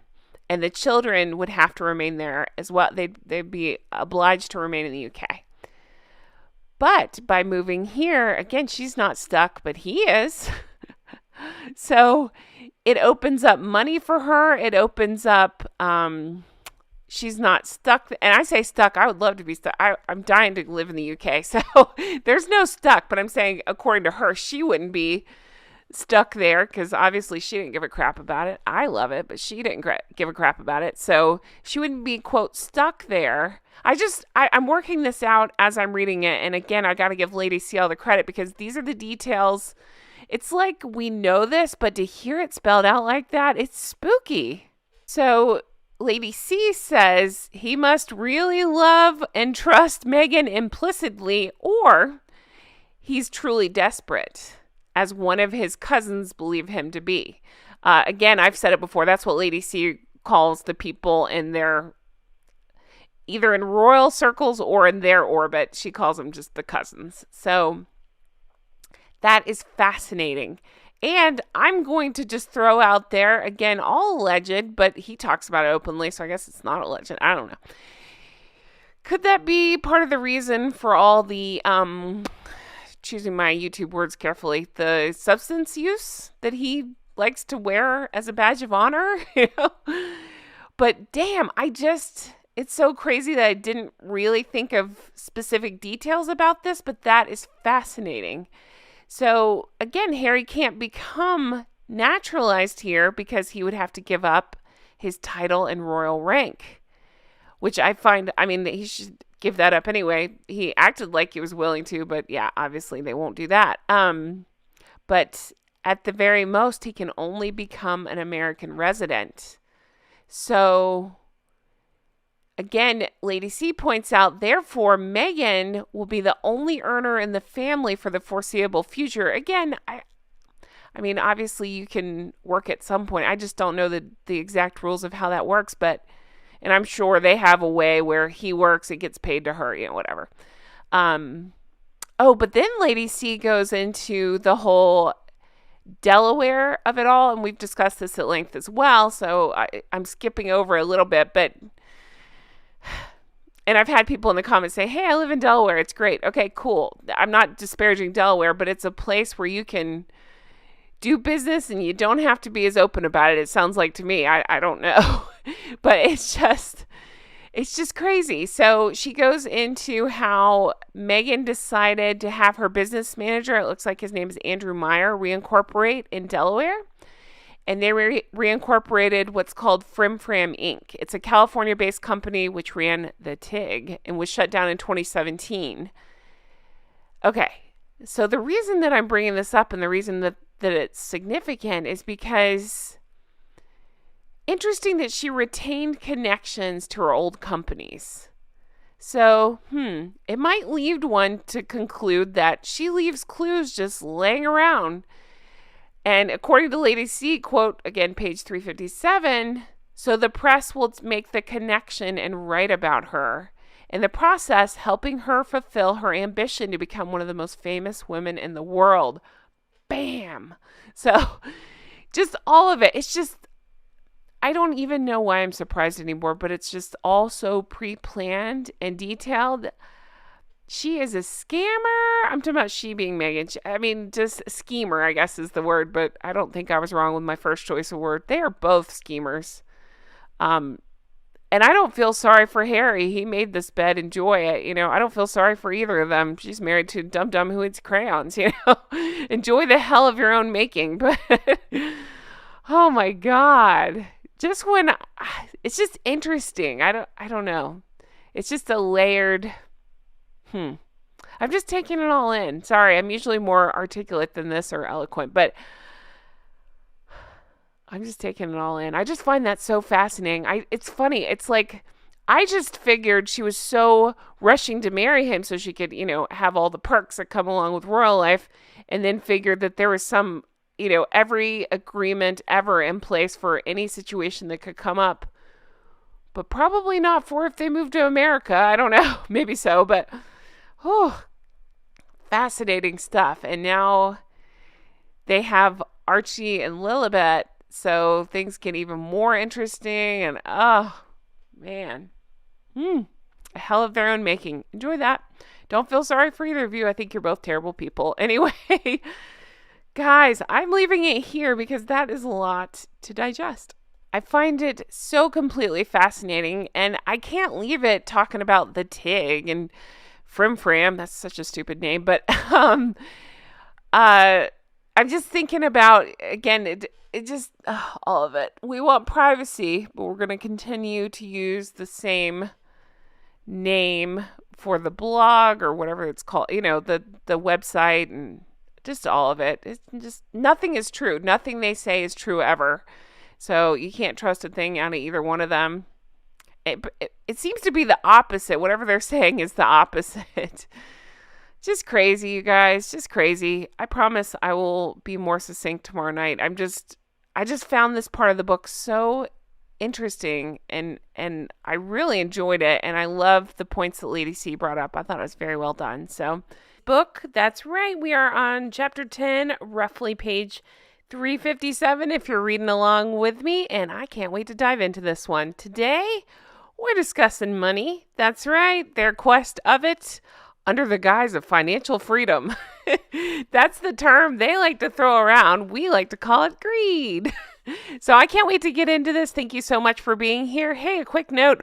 We are about to wrap up this book. There is a chapter left. It's a thick chapter, so I'll probably have, a couple more episodes, but I want to think about, what are we reading next, guys? What's juicy? What's good? What gives the tea on these two? What spills the dirt? What haven't we heard about? I want to know. Leave me comments. You have The Palace Papers. It's the Tina Brown book I have not read.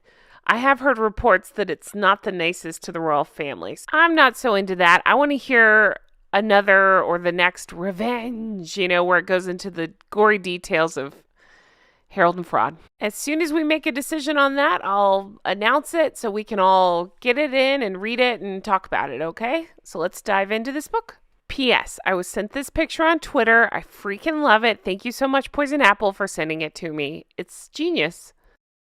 Okay, so this part of the book is all about Herald and fraud and their quest for making money. She does bring up, she, meaning Lady C, brings up that it is funny that they just keep going back to this financial independence. I'm thinking of that stupid Finding Freedom. Good Lord. But the horrors of life without financial independence, which does sound scary if you don't realize what the hell they're talking about.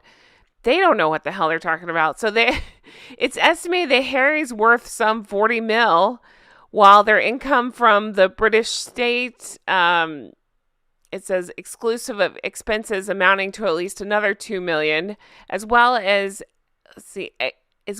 excess of 3 million per year.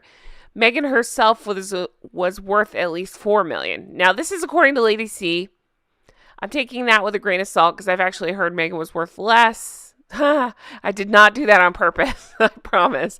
No, I heard that she was worth like 1 or 2 million, I think. And then, I don't know that he's still receiving that yearly money, but I do know that the Diana money, he already had a bunch of money, and then he gets the Diana inheritance as well. So fuck off. What are you talking about? Financial independence. You've got it. You're there. Stop using that as your excuse. Obviously, we don't begrudge anybody of making money. That's not the problem. It's the constant lying. That's the crazy part. When you have a million lies and you're still throwing out more, that's when people go, what are you talking about? And that's what makes me go, what are you talking about? What is this financial independence? You're there. You've got it. Stop talking about it. What are we doing? So back to the matter at hand. Lady C goes into how Harold and Fraud, at this point, they were still in Canada, but they were making their way to California.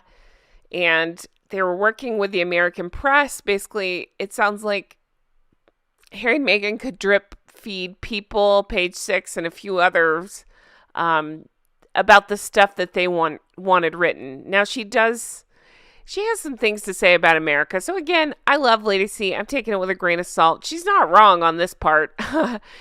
The press is annoying. They love to kiss celebrity asses here. It's obnoxious. I don't love that either. You can't get away from it. And it's just a known thing that basically what they want printed is what's printed. You know what I mean? Like, their people leak stuff. I'm saying any celebrity, if you're big enough, you have your people put out stuff and that gets reported as fact. So that's her point here, is that American press kind of kisses the celeb's ass more than it sounds like it does in the UK. So it's just another win for Hank and Skank. Take a look at the screen, by the way. Really good picture of Hank and Skank. Oh, every time I see this, it just looks hilarious. Like, does she know where she is? She looks like she's at a totally different event than the guy behind her. Seriously, it feels like I'm watching a zombie movie. It's so crazy. So Lady C goes into how they were hardcore working with Sunshine Sachs. That's their California representation. And they apparently have aggressive tactics, and it's just about getting their name out in the press. I mean, it's nonstop, right? I've talked about it before. To me, it's not just about getting their name into the press. It's about drawing attention to themselves, especially when any other working royal is actually doing something of note. That's their favorite time to strike. Like, look over here, we can't have the attention off us. Oh, yeah. So again, this book came out in 2020. She talks about, she's so on the money. Like, even this was, of course, before 2023's South Park, where it's, we want privacy. So she talks about how they would not stop talking about their desire for privacy. But on the other hand, they were embarking upon a series of posts on Instagram to increase their profile. Again, it's just, that's exactly what drew me to the Amber Heard stuff. That's exactly what draws me to this stuff. It's the nonstop, we're going to say something that makes no sense and does not match with our actions at all. You can't look away. So I guess in that way it's working. Because here I am talking about it, but I can't help it. I'm like completely obsessed because I've just never seen people like this before. Narcissistic, completely just cannot tell the truth if their life depended on it. Just wild. All right. So then they tell the story about Meghan's privacy had been violated because it was a convenient narrative for them. What they're talking about is that stupid picture of her grinning ear to ear, clearly knowing she's being photographed while with her protection officer and barely holding Archie. I don't know what you call that. Walking her dogs. More interested in the dogs than the baby. So it's so weird because if you really thought your privacy was being violated, wouldn't you turn to your protection officer or not have a big smile or, I don't know, protect your baby? Just a thought. But as anybody with a brain can see, and Lady C is alleging, she must have colluded with the photographer because no one walks around like that unless they know they're going to be photographed. But it's just their old tricks. It's their tactics, right? It's their way of keeping themselves in the news while still casting themselves as victims because, oh, guys, they were being photographed. Oh, she didn't know. Oh, this wasn't planned at all. So Harry returns to Canada, and he and Meghan decide this is a great time. Of course it is, because they're making money. It's that thing I talked about where they boarded the private jet for JP Morgan and flew to Palm Beach and went and gave a speech about how every action counts and people should not do anything to increase their carbon footprint as the planet's in danger and it's up to each of us. You guys, I wish I was making that up. I'm not. That's the bullshit that they spew. Again, I've talked about it at length. Take a private jet. Enjoy yourself. Whatever you want to do with your life, that's fine. But you don't need to lecture the rest of us who are not taking private jets that you have to take a private jet, or that he's lecturing that every action counts and you can't increase your carbon footprint. It's just total bullshit. The rules don't apply to them. They make them up as they go along. They're so fucking annoying. Okay. So when his critics pointed out, what are you talking about? You guys keep flying private jet. Do you know what his answer was? You guys, I cannot even. It was not a luxury. It's a necessity.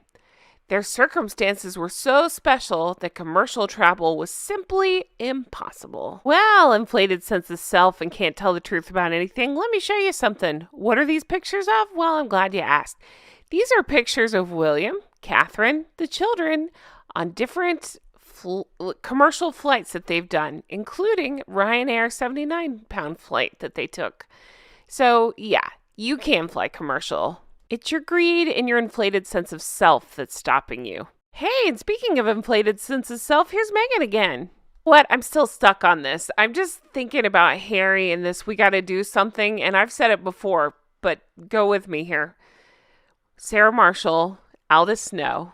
We got to do something. That was Russell Brand's character that sang a song about we got to do something with no actual plan of doing anything or what they were trying to do or how they would do it. That basically is how I feel every time Harold and Fraud spit rhetoric like that. We got to do something. So back to this event, JP Morgan event, where Meghan was giving an introduction to Harry, because of course she was. She then played on the audience's heartstrings, quote, by revealing how much she loves Harry, who is, of course, a wonderful man. I hope you can hear the sarcasm in my voice. Worthy of love of a good woman, and how her love had saved him from the horrors of a royal life without financial independence. My God. Of course they would say that. Of course she would act like that. And I can't think of a dumber group of people to listen to that crap. So Hank went on, I can't stop laughing at her trying to say that. Hank of Hank and Skank went on stage and discussed he and Meghan's decision to step down as senior royals, laying the blame at the feet of his trauma that he had suffered, and he doesn't want the same to happen to his family. So people talk about this speech, and apparently he jumped all around. They didn't quite make the connection of where he was going. They felt like he was trying to sell Diana's story and still pat himself on the back for his sacrifice of giving up royal life. Not real sure there. None of it's adding up. None of it.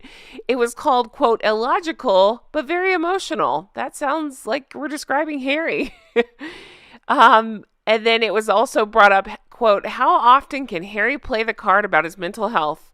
Again, this book was written in 2020, and I say, 2023 says hold my beer, because he sold that story a lot. There's speculation that they made about $1 million from that speech that he made.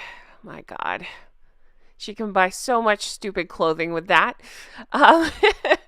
So what people don't talk about is the way that whole world works, which apparently a forged relationship between them and JP Morgan, who will trot them out as ambassadors or guests or whatever the most convenient label they can slap on them is, and they will get paid fees ranging from, this is Lady C's calculation, about $250,000, upwards of over $1 million, depending on the occasion and their degree of input. Ugh. I just want to get rich so I can not bank with JP Morgan. Because right now I don't think they'd care if I didn't put my $12 in with them. But one of these days I'm going to have $120 and I'm not banking with JP Morgan. Old duck lips on the screen will bank with whoever, but I'm not doing it. I have principles? Yeah, I know. Yeah. Okay, I don't. But I don't like Harry and Meghan, so I'm not supporting any of their business. Suck on that. Oh my God. Okay, so then we get into chapter 12, and I am going to wrap it up here in a minute so that we'll have more chapter 12 to go. But the first page, I did have to highlight this. Basically, Lady C is talking about, well, let me read this part. Here we go. This is page 363 if you're reading along with me. It's difficult to envisage them losing popularity in the United States to the extent that they have in Britain, or to such an extent they become a valueless commodity. And again, I say welcome 2023. They've done it. We can't stand him here either. Now, I do like to I like to kiss my own ass here because I knew it. I called it. I actually called it, was it 2021? No, maybe 2022. I don't know. I made a video about Meghan Markle being the worst, and then I got all this hate saying, you're a racist. And I was like, no, it's not why I hate her. I hate Harry too, and he's white, so explain that. No, it's because they're awful people. And so I made this video, and yeah, it doesn't matter. Anyway, I'm just saying Lady C likes to point out that Americans relate to the game, and I'm telling you, I saw it on that ITV interview. I knew it. I just didn't know how awful he was. That was kind of surprising. And again, it's not that I really just didn't give him much thought. William's the better brother, so I've been watching him. I hadn't really paid attention to old Harold. But I do find it funny because she again says she can't imagine them losing popularity. And I say, oh, we're there. They've sold their stories. They've sold their souls. We can't stand them. They keep lying and doing stupid things like wearing $12,000 plus dollars worth of stuff to a homeless shelter, essentially, and just no self-awareness. They're the worst. Okay. But then she points out, they face the danger of ever diminishing returns with the passage of time. The more you sell yourself, the less desirable you become. Ooh, I need to write that down for myself. No more selling myself. It actually worked out for Meghan, though. There's rumors, allegedly, don't sue me, allegedly, that she could have possibly maybe been on a yacht girl. So, I don't know, the more you sell yourself, the less desirable you become. There's that. Anyway, God, you guys, it's Friday. I'm excited to be here. I feel like fully caffeinated. But yeah, this was really good. I think I'm going to end it here. I appreciate you guys being here. There's still more to do on this chapter, so we'll dive into that. And I need your input on the next book. Send me comments. Let me know. Let me know what's juicy. I need some juicy stuff. We need some juice. This one's been juicy. I need more juice. Let me know what that is. I keep saying juice. And Harry, the real story. I always want to say it like that. It just sounds more dramatic. The real story. And boy, do I have some fun pictures for you today. I got more of the ones that I just had on my computer. I'm probably on a list somewhere, somebody to watch, but I have all these funny pictures and I'm so glad to be sharing them with you. So enjoy this. All right. So the book picks up, if you're reading along with me, I'm on page 364. Again, we're on chapter 12, the last chapter of the book.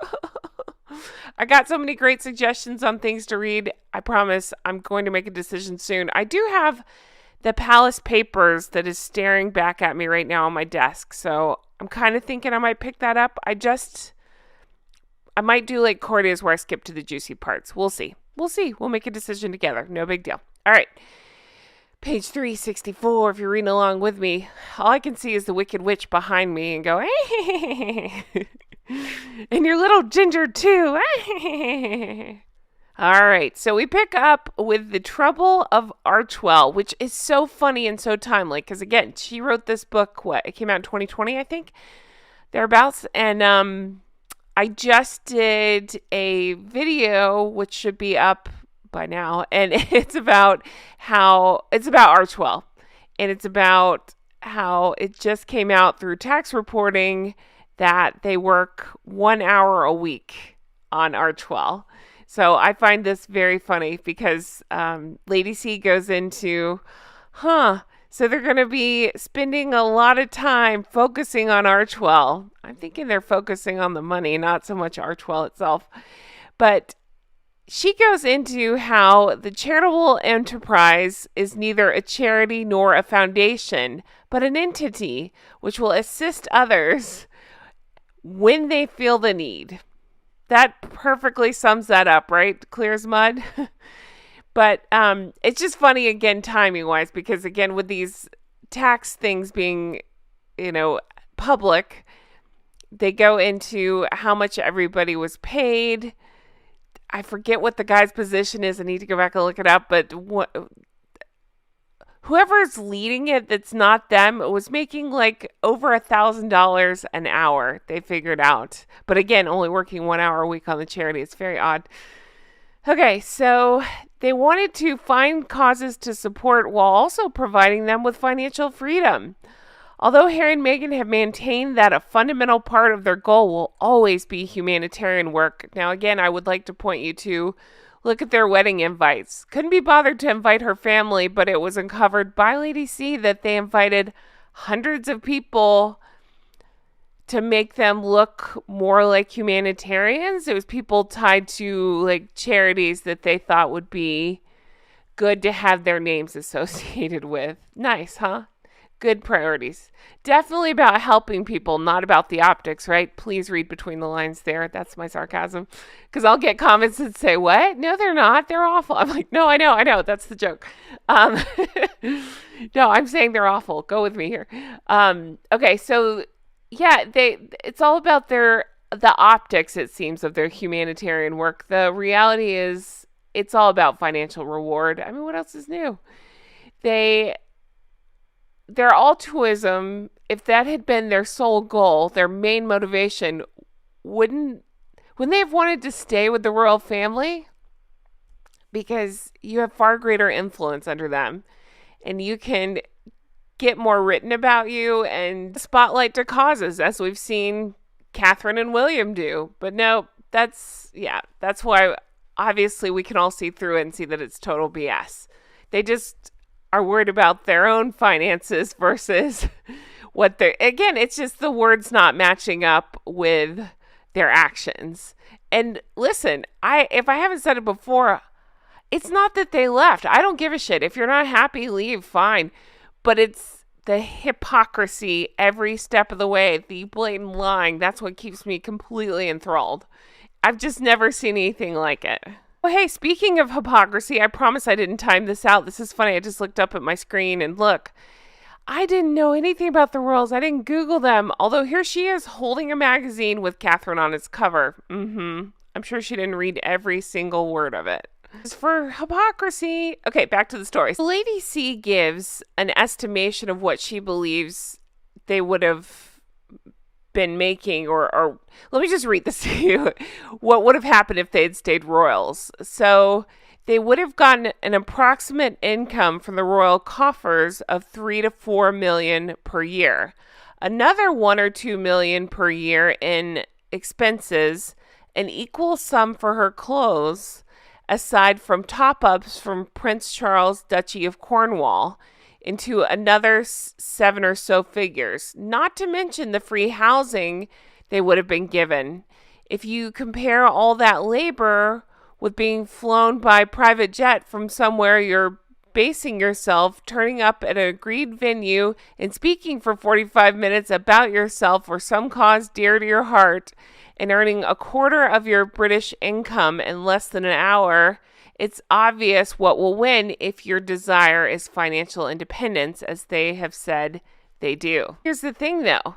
Again, I go back to the titles. Then why hold on to the titles? Why accuse his family of racism and all the worst words you can think of, and then hold on to the titles? It blows. I mean, obviously we know it's for financial gain. That's what they're all about. But again, it's hidden under layers of hypocrisy. See, they linked their charity and humanitarianism with themselves.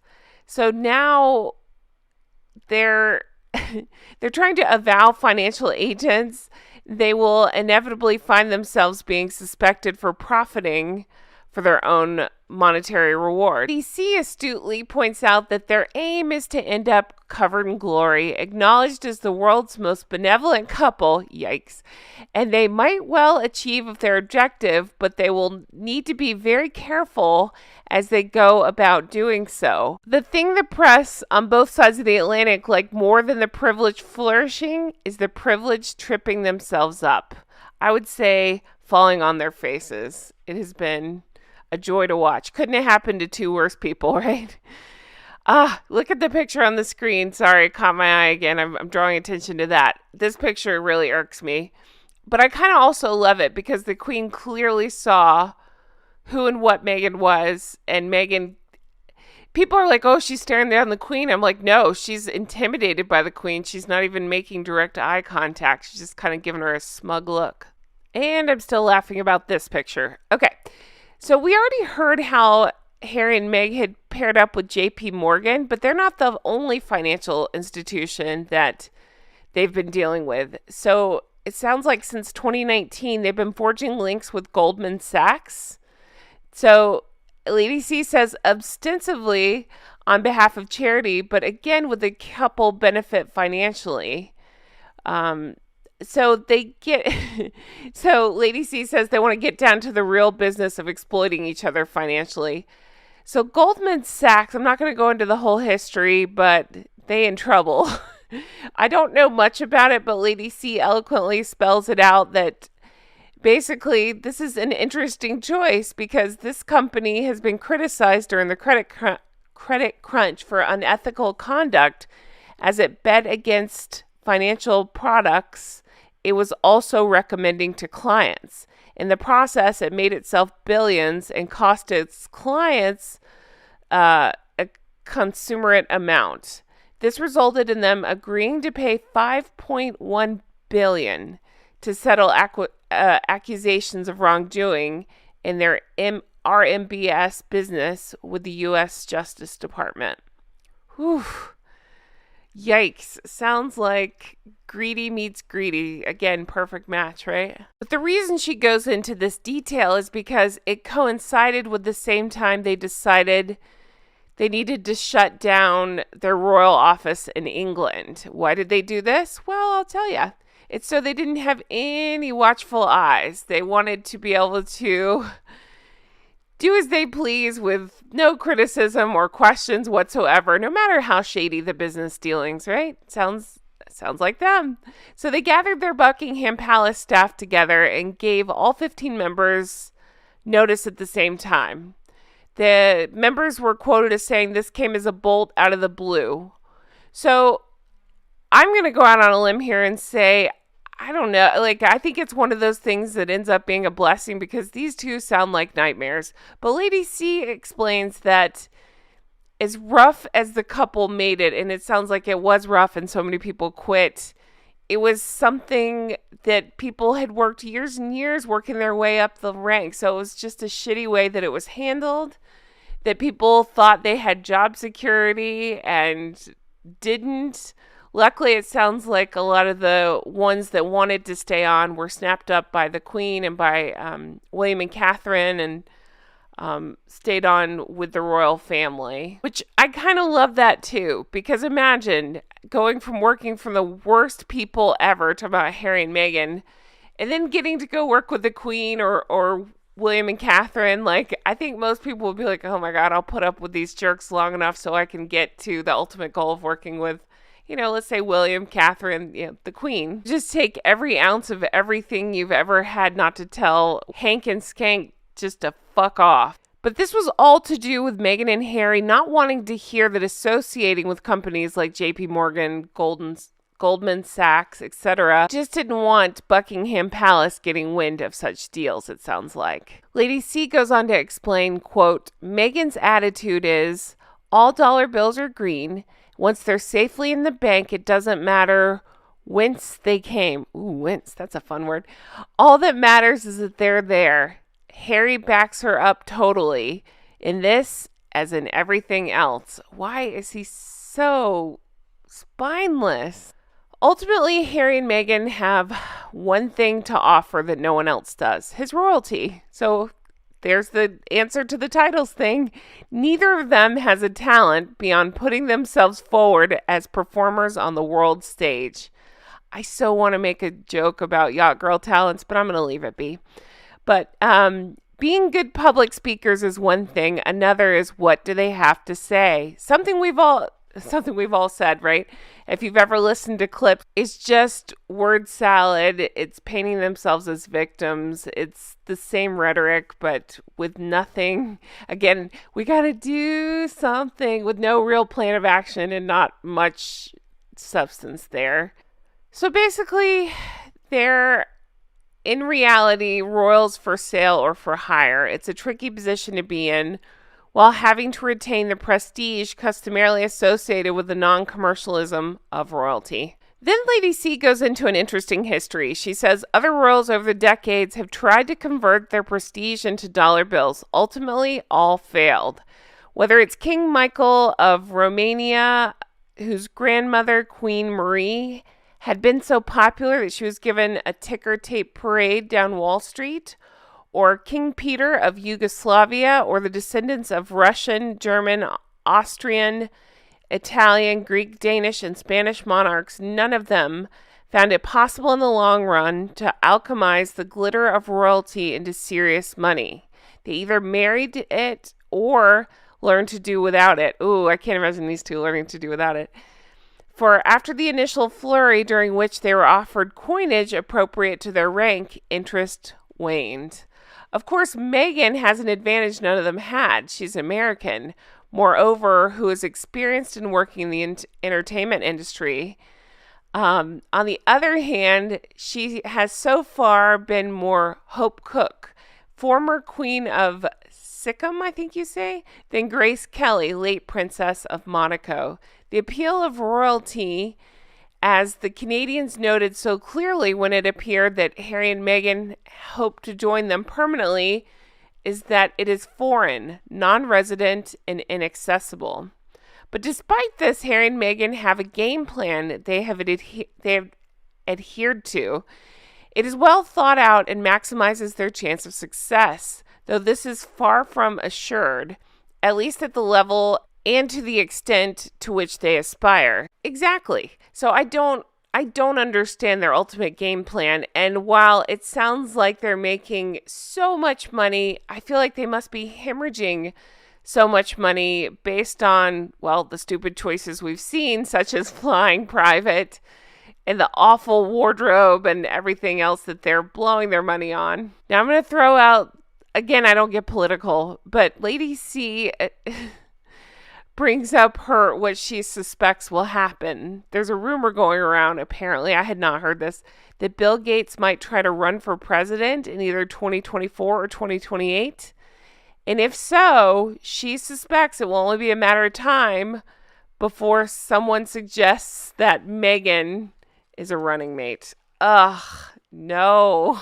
All I can think, though, is this book was put out before their popularity was this all-time low. So there's just no way. I just don't see it. I don't think so. I also hadn't heard this. Lady C bringing the tea, right? Oh, I want to have Lady C. I want to have tea with Lady C. But she is saying, allegedly, that there are whispers that Bill Gates has helped them in some way. And I go back to that video I just posted, if you didn't see it, about the tax filings. And with Archwell, there were two donors.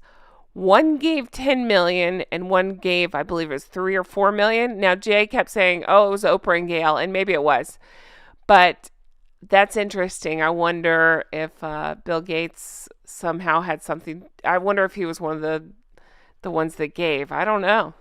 Whomever it was, we don't know, but Lady C says certainly some benefactor has been assisting them, even with Prince Charles's private contributions, which Harry and Meghan say, or Harry especially, had said, he cut us off, even though it's been proven that is not the case. So again, you can't believe anything they say.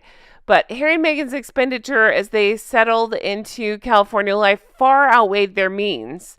Even their security was a problem. They no longer enjoyed the status of internationally protected people and therefore did not qualify for state funding for their security.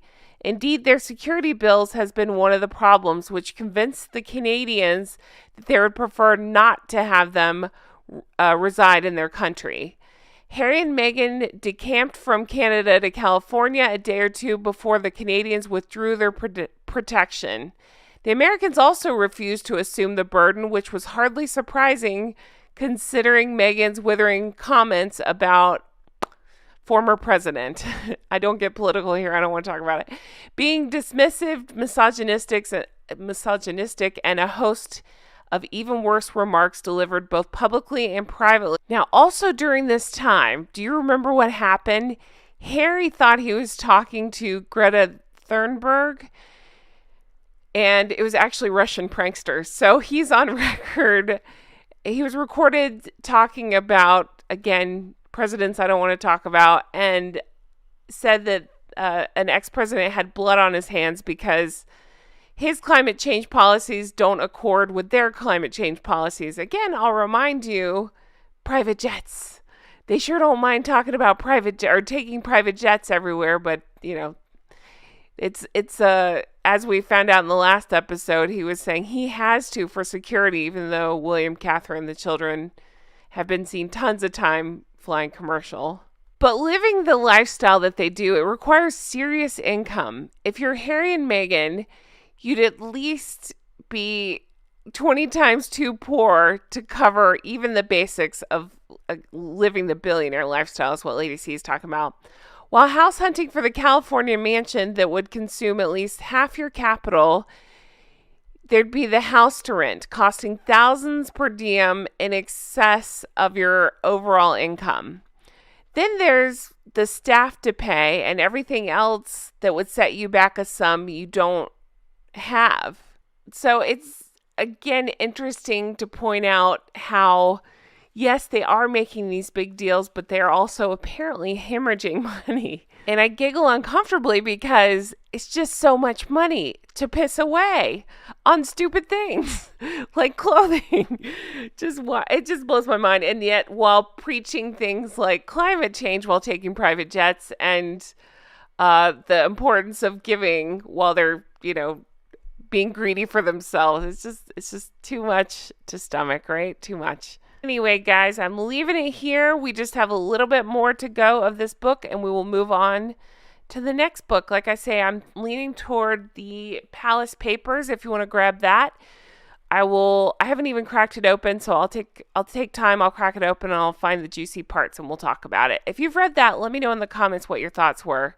Very curious to hear. I'm not interested in pro Harry and Meghan stuff. I'm interested. I want the juicy details. I want more revenge. I keep hoping that book will come out, but I have not heard what's going on with that. That's right, Meghan and Harry, the real story. I thought this would be the last part, but this last chapter is so good. I'm going to break it up today, and then probably tomorrow we'll finish up. But I did want to run something past you as we look at funny pictures of Meghan Markle. Here's my plan. All right. I'm recording this in advance. It's a crazy week because of Easter and all that stuff. Doesn't matter. I am trying to get my hands on the parody book, Spare Us. So I'm working on that. As soon as I can get my hands on that, I will dive into that book because I've had a lot of requests for that, and believe me, I'm dying to read it too. As soon as I can get my hands on that, that's what we'll do. It's proving interesting because they're not really releasing it here in America, but I'm working on that. Don't worry. Of course, we're all still waiting for the updated version of Revenge. I can't wait for that. Revenge! I can't wait. I talked to a local bookseller here, tried to get the inside scoop. They didn't have any more information than we do. It was supposed to be out in spring. Haven't heard any updates, but as soon as it comes out, I'm reading that book too. Now, I've heard Angela Kelly, the Queen's dresser, is working on a book about these two. And remember, she's the one that was involved, that Harry hates and talks smack about in his book. I love her. She's a trusted confidant of the Queen, and she's the one involved in the royal row over the tiara. So I kind of love her. I hope that this is the case. I would love to read her book as well. In the meantime, I'm going to jump into this one because she, in the description, calls Meghan the, quote, bratty princess in a loveless marriage. You got my attention, so I'm just letting you know what's going on. This is my plan, but as soon as I can get Spare Us, I'm going to get on that. So again, I'm pre-recording this, so you'll just go with me here. These are all in the future. We'll see what's next. Whatever I can get my hands on next, that's what we're doing. But if I can't get Spare Us, I'll jump right into the Palace Papers. Okay. Got it? Let's get into this. All right. So in the background, again, more of my favorite pictures. This picture haunts me to my soul. And here's the backstory of this picture. This is one of those Reitman's photo shoot that she was allegedly a complete and total nightmare on the set of. We went into it deep in the Revenge recap. So just think about that when you see these haunting pictures. Just, ooh, scary.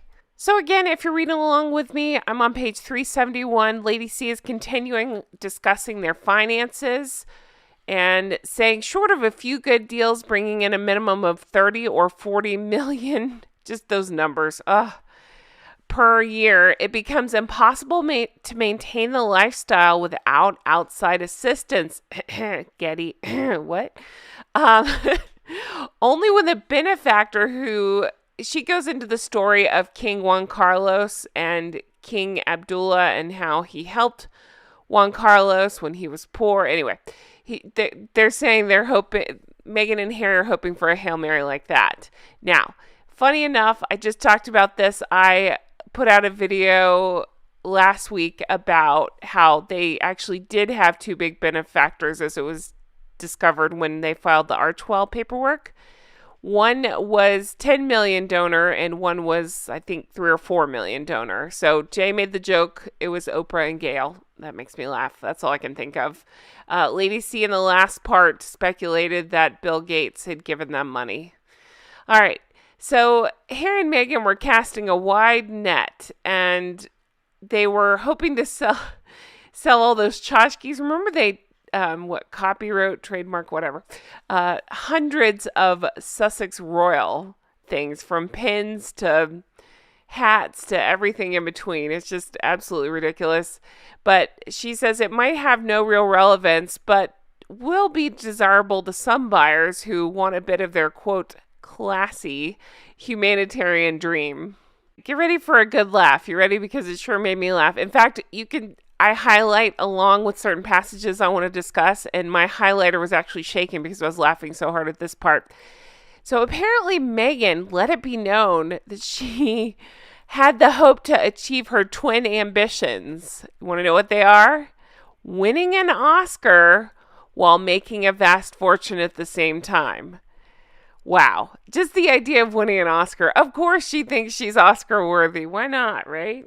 I mean, hell, if you want to get technical, she fooled us all into thinking she was, I don't know, decent or normal when they first started dating. How quickly we learned the truth, right? But seriously, we've mentioned it. I know I've mentioned it. I think Jay's talked about it. I don't know if it was here, Patreon. Doesn't matter. That we tried to watch Suits, but, ooh, it was bad. We just couldn't get super into it. God, I don't know anybody's name. The good-looking guy was kind of interesting at first, but then even he lost his charm about 3 episodes in and we gave up. Maybe we didn't stick long enough with it to see her become more of a character, but we just kept saying like, wow, this is really bad acting. So then Lady C goes into her tactics. Apparently, a story was planted by her people that she had received many offers because she was trying to get back into acting, none of which she would be considering as they were too, quote, cheesy for someone of her stature. You guys, I hope you can hear the glee and excitement in my voice because it allows me to trot out my favorite saying ever. Ready? Does it hurt your back to kiss your own ass like that? That's right. You're welcome. Consider that my gift from me to you. No, seriously, it's my favorite thing to say, and it so fits here. Okay, so the idea is, though, that they were trying to get to great fame and fortune, and the route that they really want to take is that of mutually advantageous relationships with billionaire sponsor and major companies whose budgets allow for the luxury of vanity projects passing themselves off as humanitarian activities. Damn, Lady C has a way with words. Yeah, that sounds right. Then Lady C, again, I just want to point out, this came out in 2020. So she knew this before we've seen it all play out in front of our eyeballs. Lady C says, again, I'm on page 372 if you're following along, people who thought that the royal couple would have no story to tell beyond his pain at his mother's death were clearly underestimating Meghan's resourcefulness. Harry doesn't have to offer great depth or intellect. I love it. As the son of one future king and the brother of another, he will always have kudos. Meghan has also demonstrated over the years what a superb judgment she has in attaching herself to institutions and people who take her from one level to another. So I just love that because, as we've pointed out, he real dumb. All he can do is talk about the past and whine about whatever's bothered him since the age of about 11. Lady C goes on to explain that Meghan is probably quite content in terms of making the move and happy to have made it. And then says, quote, whether that degree of success will ever fill the void created within Harry by abandoning his country and all he held dear within it is something else. Now, I tended to agree with this statement, but then I see his stupid ass behavior in front of the court and this privacy thing and the way he's continued to treat his family. I'm like, no, he doesn't get a pass just because he's stupid and pathetic. He's just as much of an asshole as she is. So Lady C goes on to say, even if they divorce in the future, Meghan's plan is still successful because by then, Lady C predicts they'll be multimillionaires. They'll have been acknowledged as humanitarians, as they're aiming for, apparently. Even though we just found out they work 1 hour a week on Archwell, and I don't even believe that. So Lady C is saying that she'll be covered in philanthropic glory at that point. And so it was no surprise that this was set up while they were married, and she still had the cachet, if you will, of being married to Harry. Predicts that it will be Harry who falls by the wayside. Now, this is pretty funny. Think Lady C here. Page 373, she puts in a line that says, talking about Meghan, quite possibly like Jackie on the deck of some billionaire's super yacht. Talking about what would happen if they split. Come on, that was not an accident talking about Yacht Girl. All right, I see you, Lady C. I see you. Goes on to point out the irony that a couple who are so, quote, demonstrably in love, aka the claw and the stairs, can have generated so much speculation as to how long their union will last. Cynics say that Harry is in for the long haul, but Meghan will have factored into the equation the possibility of being a divorced Duchess of Sussex. And I'm going to take a sidestep here and think about, remember Luann, if anybody watched Real Housewives of New York, was concerned about whether or not she'd be able to use her title. She could use the title Countess until she married Tom. So that was her concern. So I feel a very similar situation of brewing for Meghan. But it is here where she explains it would have been far more difficult for the ex-wife of a royal duke to set up a charity than working on it before they split, which is what she's claiming is happening with Archwell.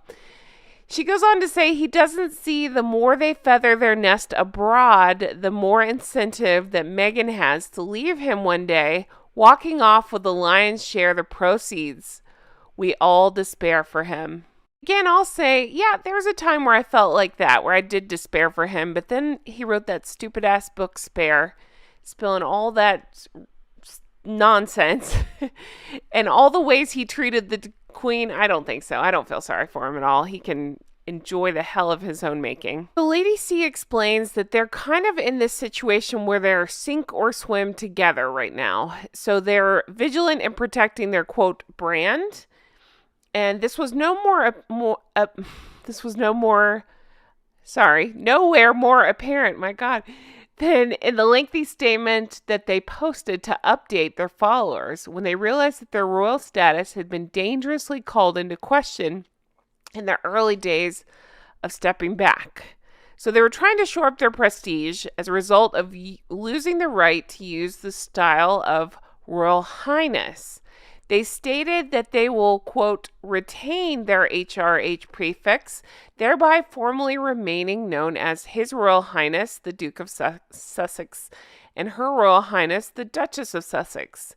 The Duke and Duchess of Sussex will no longer actively use their HRH titles, as they will no longer be working members of the royal family as of spring 2020.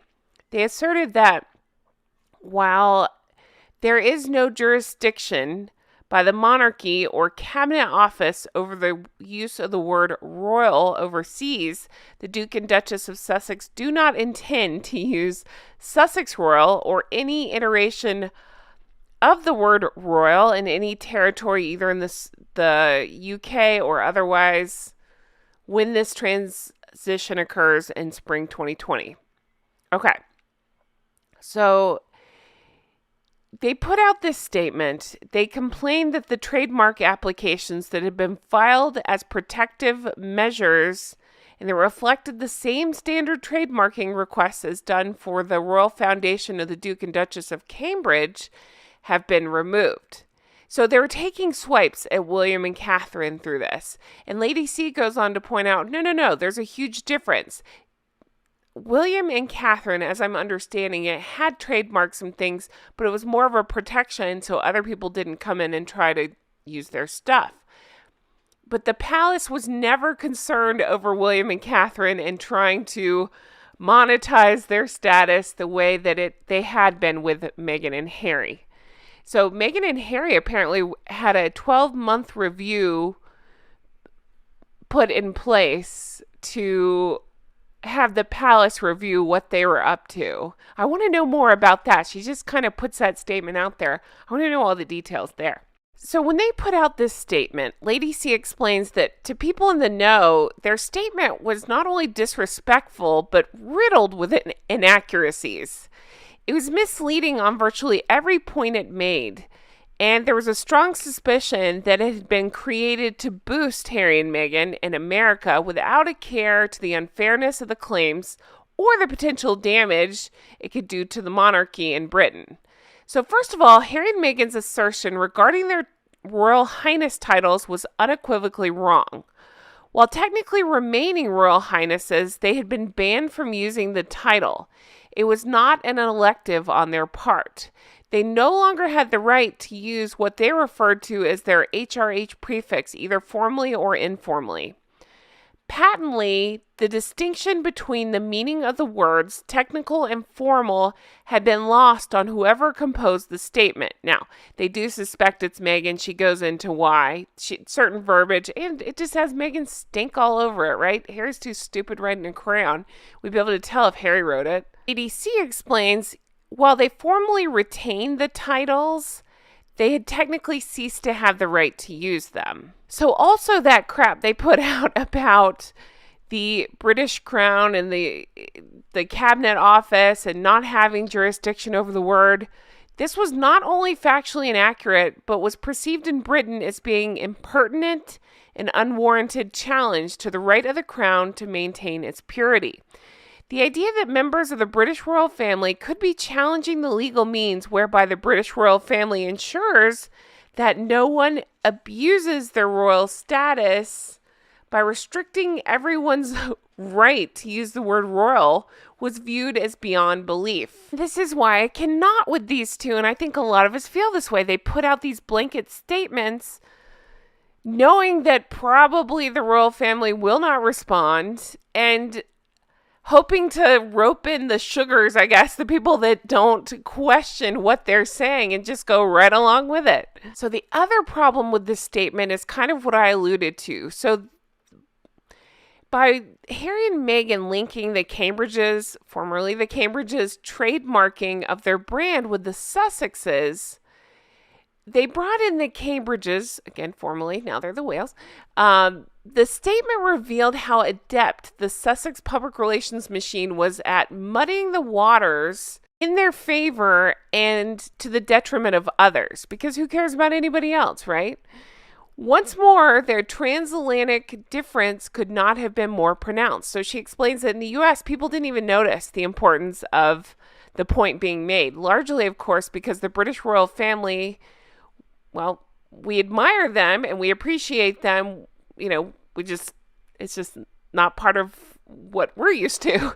But in Britain, however, the swipe was noticeable, notwithstanding that there being no justifiable parallels between the situations with the Sussexes and the former Cambridges. There has never been any concern at the palace about what William and Catherine are up to in commercial activity that might result in negative consequences for the monarchy, nor has the couple ever balked at revealing any of their commercial intentions to the power that be. Remember, that was the complaint with Harry and Meghan. They kept everything in secret, and anytime anybody would try to say, hey, what you doing over there, they'd fire them or dump them or give them the runaround. So, yeah, again, just not even a comparison, but yet in mentioning them, they're trying to drag them down with them. So again, Lady C, being able to see the future so clearly explains that she doesn't foresee them retreating from the public view anytime soon because, well, Meghan and Harry both understand that fame is a commodity with a price tag, and the coinage isn't the only money, but also isn't only money, but also glory and the ability to use their profiles to further their causes. Now, again, I think she's being generous with the cause thing. I think the only cause they're interested in are themselves, namely Meghan and herself.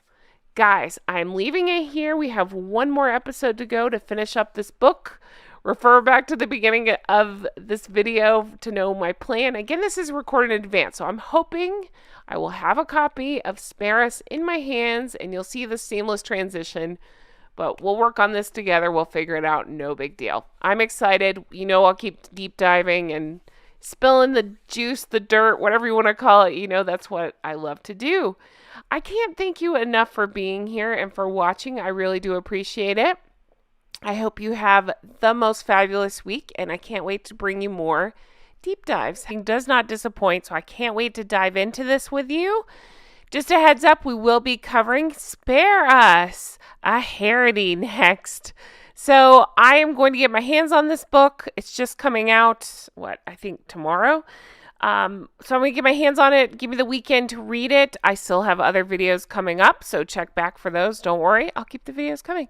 But I will dive into it. I'm planning on diving into it Monday. That should give me time to get my hands on it and start reading it. So I can't wait. Again, it's Spare Us, a Harry coming out. So I can't wait. And then we'll see. After that, I was thinking Palace Papers maybe. But we'll see. Whatever you guys want to do is what we will talk about. Without further ado, with our coquettish background here, let's wrap up Lady C's book. And can I just say, I have thoroughly enjoyed this book. It has been such a good, fun, easy read. I've just really had a lot of fun with it. You guys have been awesome as always in the comments. Really having a lot of fun with it too. All right.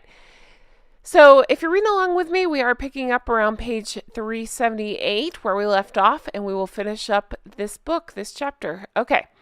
So right off the bat, I highlighted this passage, which I'm going to read for you now, and we'll discuss. It says, "As for Harry, I doubt that he will persist in sharing his suffering with the world except as and when it engenders the response they both require."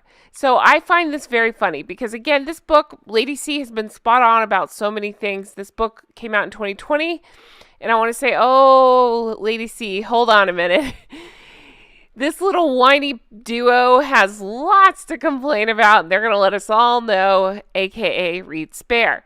But it's funny because she starts out with, "I doubt he will persist in sharing his suffering." No, he will dig deep and share suffering from when he was I don't know, a kid and William pushed him or whatever it was, just ridiculous stuff. Don't worry. The depths of their suffering as they see it, they're just boundless, right? So they'll supply us with tons of information for years to come. And I do hear that she's working on her book, meaning Maggie Pooh here.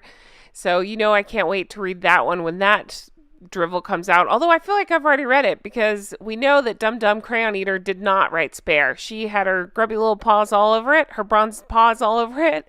So I feel like that was her book. But one with her name on it this time will be coming out So I hear, and I, for one, am here for it. We will have so much fun talking about that one. Oh, yeah. I did want to tell you that since I won't be having a book review this time tomorrow, you know what video I'm putting out? Her Smug Looks. You're welcome. And I got bonus video coming out at this time on Friday, too. So, again, check back because I got lots of fun stuff coming out. We're not going to miss a beat here on this channel. I don't take days off. Let's keep going.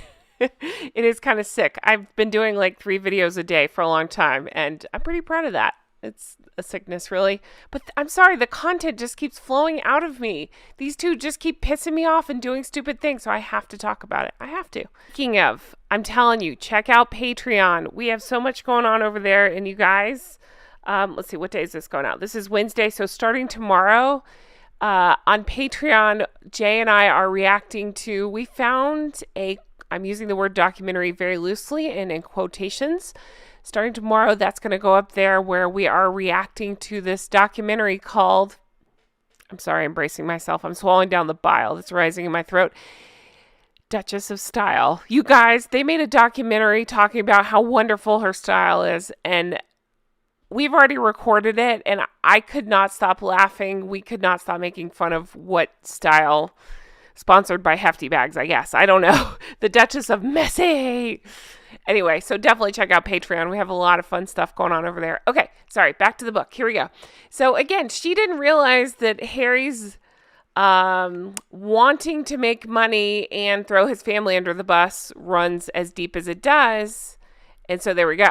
She also goes into how Harry blames his mother's death for things that have nothing to do with it. Quote, he's not overly bright, and the fact is Diana messed him up from the word go by spoiling him rotten. Ah, I love it. Lady C, she does not beat around the bush, and I'm here for it. So many of his underlying problems have been due to his lack of boundaries. He's never going to be healthy until he faces the facts. Personally, I don't think he has the brain power to do so. Oh my God. Again, Lady C just ripping him a new one, and we are here for it. I've said the same thing. Every book now I've read about them says that he's not very bright and he has a pretty serious anger problem, which again, we saw in Spare. Oh, I just saw the picture. Look at this. See, a preview of the smug looks we're going to get in tomorrow's video. So remember, Lady C here was talking about their need for, quote, financial freedom, whatever that actually means, right? Because again, they both had money. Well, I'm skeptical of her money, but they point out that Harry apparently had Diana's inheritance as well. On top of, he was lying about not getting money from Charles. It's since come out and been proven that Charles was in fact giving them money, even after they did their whole Megxit thing. So you just can't believe a word out of either of their mouths. Lady C goes on to say Meghan had turned her desire to swap the limited and restraining royal platform for one which would give her the freedom of movement she required, as well as the ability to control it, into a matter of life and death, with her and Harry at risk of a lifetime of mental illness. Again, Lady C, much better at the words than she words better than me, but I mean, spot on, right? It's just spinning this victimhood. It's continuing to have Meghan controlling the narrative and their quest for greed. So she goes on to say, you wouldn't have been able to blast Meghan out of here with an atomic bomb if she had been given free rein to make all the money she wants to. So what Meghan actually wanted was the freedom to exploit herself and Harry to the maximum commercial advantage while remaining a working member of the royal family. Even so, she would still have sought to create an American platform, not only because there she wanted to gain the admiration she needed, but also because she would be able to control the narrative more successfully with a tame American press rather than a, quote, uncontrollable British press. All right, so at the palace, apparently there was shock that Meghan would, quote, stoop to using mental health as a cover of what is essentially greed and self-indulgence. Now, I love this so much. Lady C goes into that only spoiled brats would think their mental health is affected if they don't get everything they want in life. Mature people cope with frustration And frustration is something that everyone has to cope with. You only have good mental health if you can cope with it positively. If you can't, it means you're a spoiled brat who needs to grow up. So while her blogs indicate that she always had a propensity for believing that the frustration of not achieving her ambition would affect her mental health, the palace understood her attitude and believed that she was only exploiting it cynically. I love this. I think this is such an interesting point that Lady C brings up. They tote out the mental health when it suits them. And again, when you really stop and break it down, it seems to be they're using mental health as like Lady C says, what is essentially greed and self-indulgence. So then Lady C goes on to explain that Meghan has a formidable ally in her mother. Doria has evidently expressed the view that the best thing her daughter could have done was leave Britain to forge a new way in the United States. Great. Birds of a feather, right? She claimed to be worried about Meghan's mental health. Don't you love how those two love to throw that around, especially Harry, I think. Anyway, she claimed to worry about Meghan's mental health because she was so unhappy in Britain. That's because she didn't try. She didn't even bother to try. Of course she was unhappy. She talked about, I sat in the cottage and watched The Little Mermaid. Remember that bullshit she trotted out? I'm feisty today, but I just keep thinking about that. You didn't even try. Every book I've read pretty much, including Lady C's here, has gone into how she purposely kept her calendar very light, and the royal family didn't want to put too much on her at the beginning of their marriage. Hell, they only did like 72, I think it was, engagements or so. I mean, this whole time.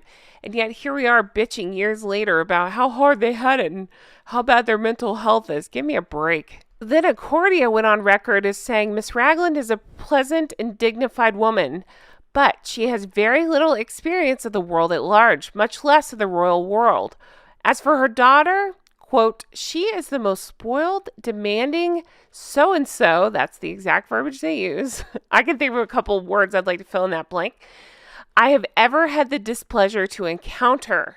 To that I say, where there's smoke, there's fire. Haven't we heard a million accounts of this exact same behavior? Love this so much. Lady C explains that both Harry and Meghan are cauldrons of bubbling, overheated emotions which not only threaten to erupt, but frequently do.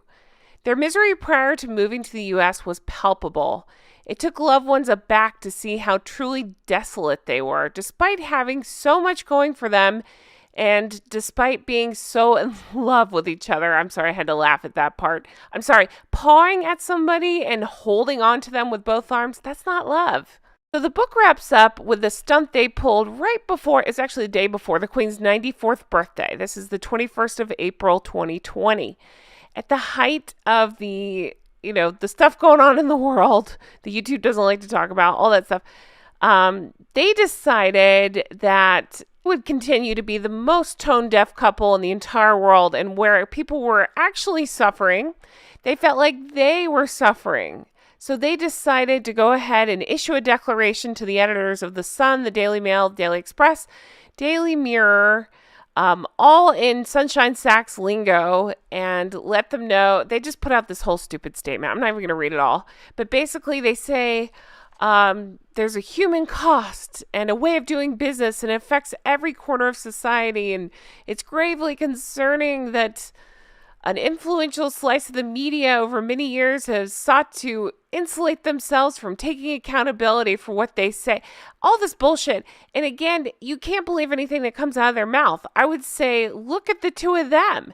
They don't take any accountability for anything that they say. Nothing's ever their fault. They'll never take responsibility of anything. And if you try to pinpoint them on some of their bullshit lies, like the racism claims and stuff, no, that wasn't us. That was the media, even though we heard it come out of their mouths. Side note, I forgot about this until Lady C brings it up. Do you remember that in the thick of it, in the 2020 stuff, they acted like on their websites, they actually, I think it was the Sussex Royal they were still using at that time, doesn't matter.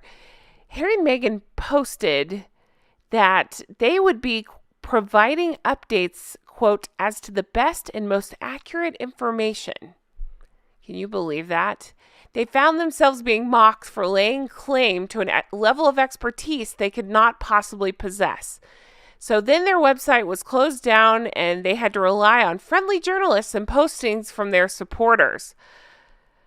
You guys, you talk about coming across as just completely, I just keep going back to tone deaf because I don't know what else to say about it. Just completely tone deaf. People are really suffering out there, and those two thought that they would be, the information disseminators through all this?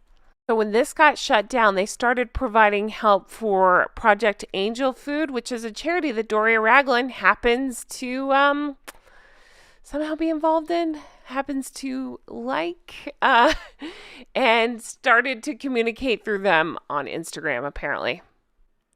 Okay, so finally the book wraps up with this, and I do want to read you this last part because it's so good. Pain or no pain, Meghan and Harry are a double act who protect themselves using any resource at their disposal. To date, their associates have thrown her father, his brother, his sister-in-law, even his naysaying grandmother under the bus. Whether they are responsible for these veiled attacks or they only benefit from them but do not actually set others up to launch them on their behalf, the fact that they do not disassociate themselves from these stories while creaming in the that's what she said, while creaming in the benefits, leaves a mystery as to their level of knowledge and involvement. Responsible or not, they nevertheless hide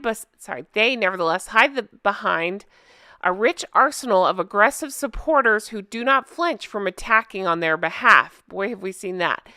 And the aim of each attack is always to preserve them while bearing everyone else under a fusillade? I've never seen that before. Fusillade? Let's see. This was only a game Diana played. And as this is the absolute opposite of how the royals function, Harry and Meghan need to take responsibility and discourage their friends and associates from playing such a nasty, destructive game. Wow, so well said. Again, they won't take responsibility for anything. And I actually feel like, and maybe I'm reading too much into this, Lady C she can speak in very eloquent and sometimes flowery language, but if I just cut through it, I feel like she's saying they know what they're doing. They're behind it most of the time. And even if they're not, they have this army of supporters, which I cannot wrap my head around no matter what. I can't get my head around it. How can anybody support these two after so many provable lies? I don't understand it.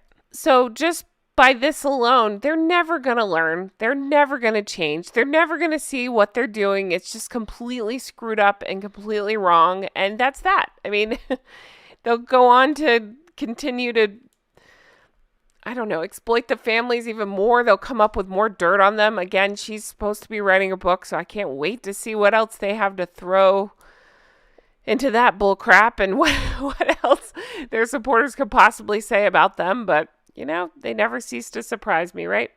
Guys, that's it for the book. Man, that was a good one, right? I cannot believe how I love this book. I thought it was so well written. I found out some new stuff there. I found, relearned some old stuff. It was just very interesting, very well written. Way to go, Lady C. Guys, thank you so much for watching. I really appreciate it. I will be covering Spare Us, a Harity, that's what it's called.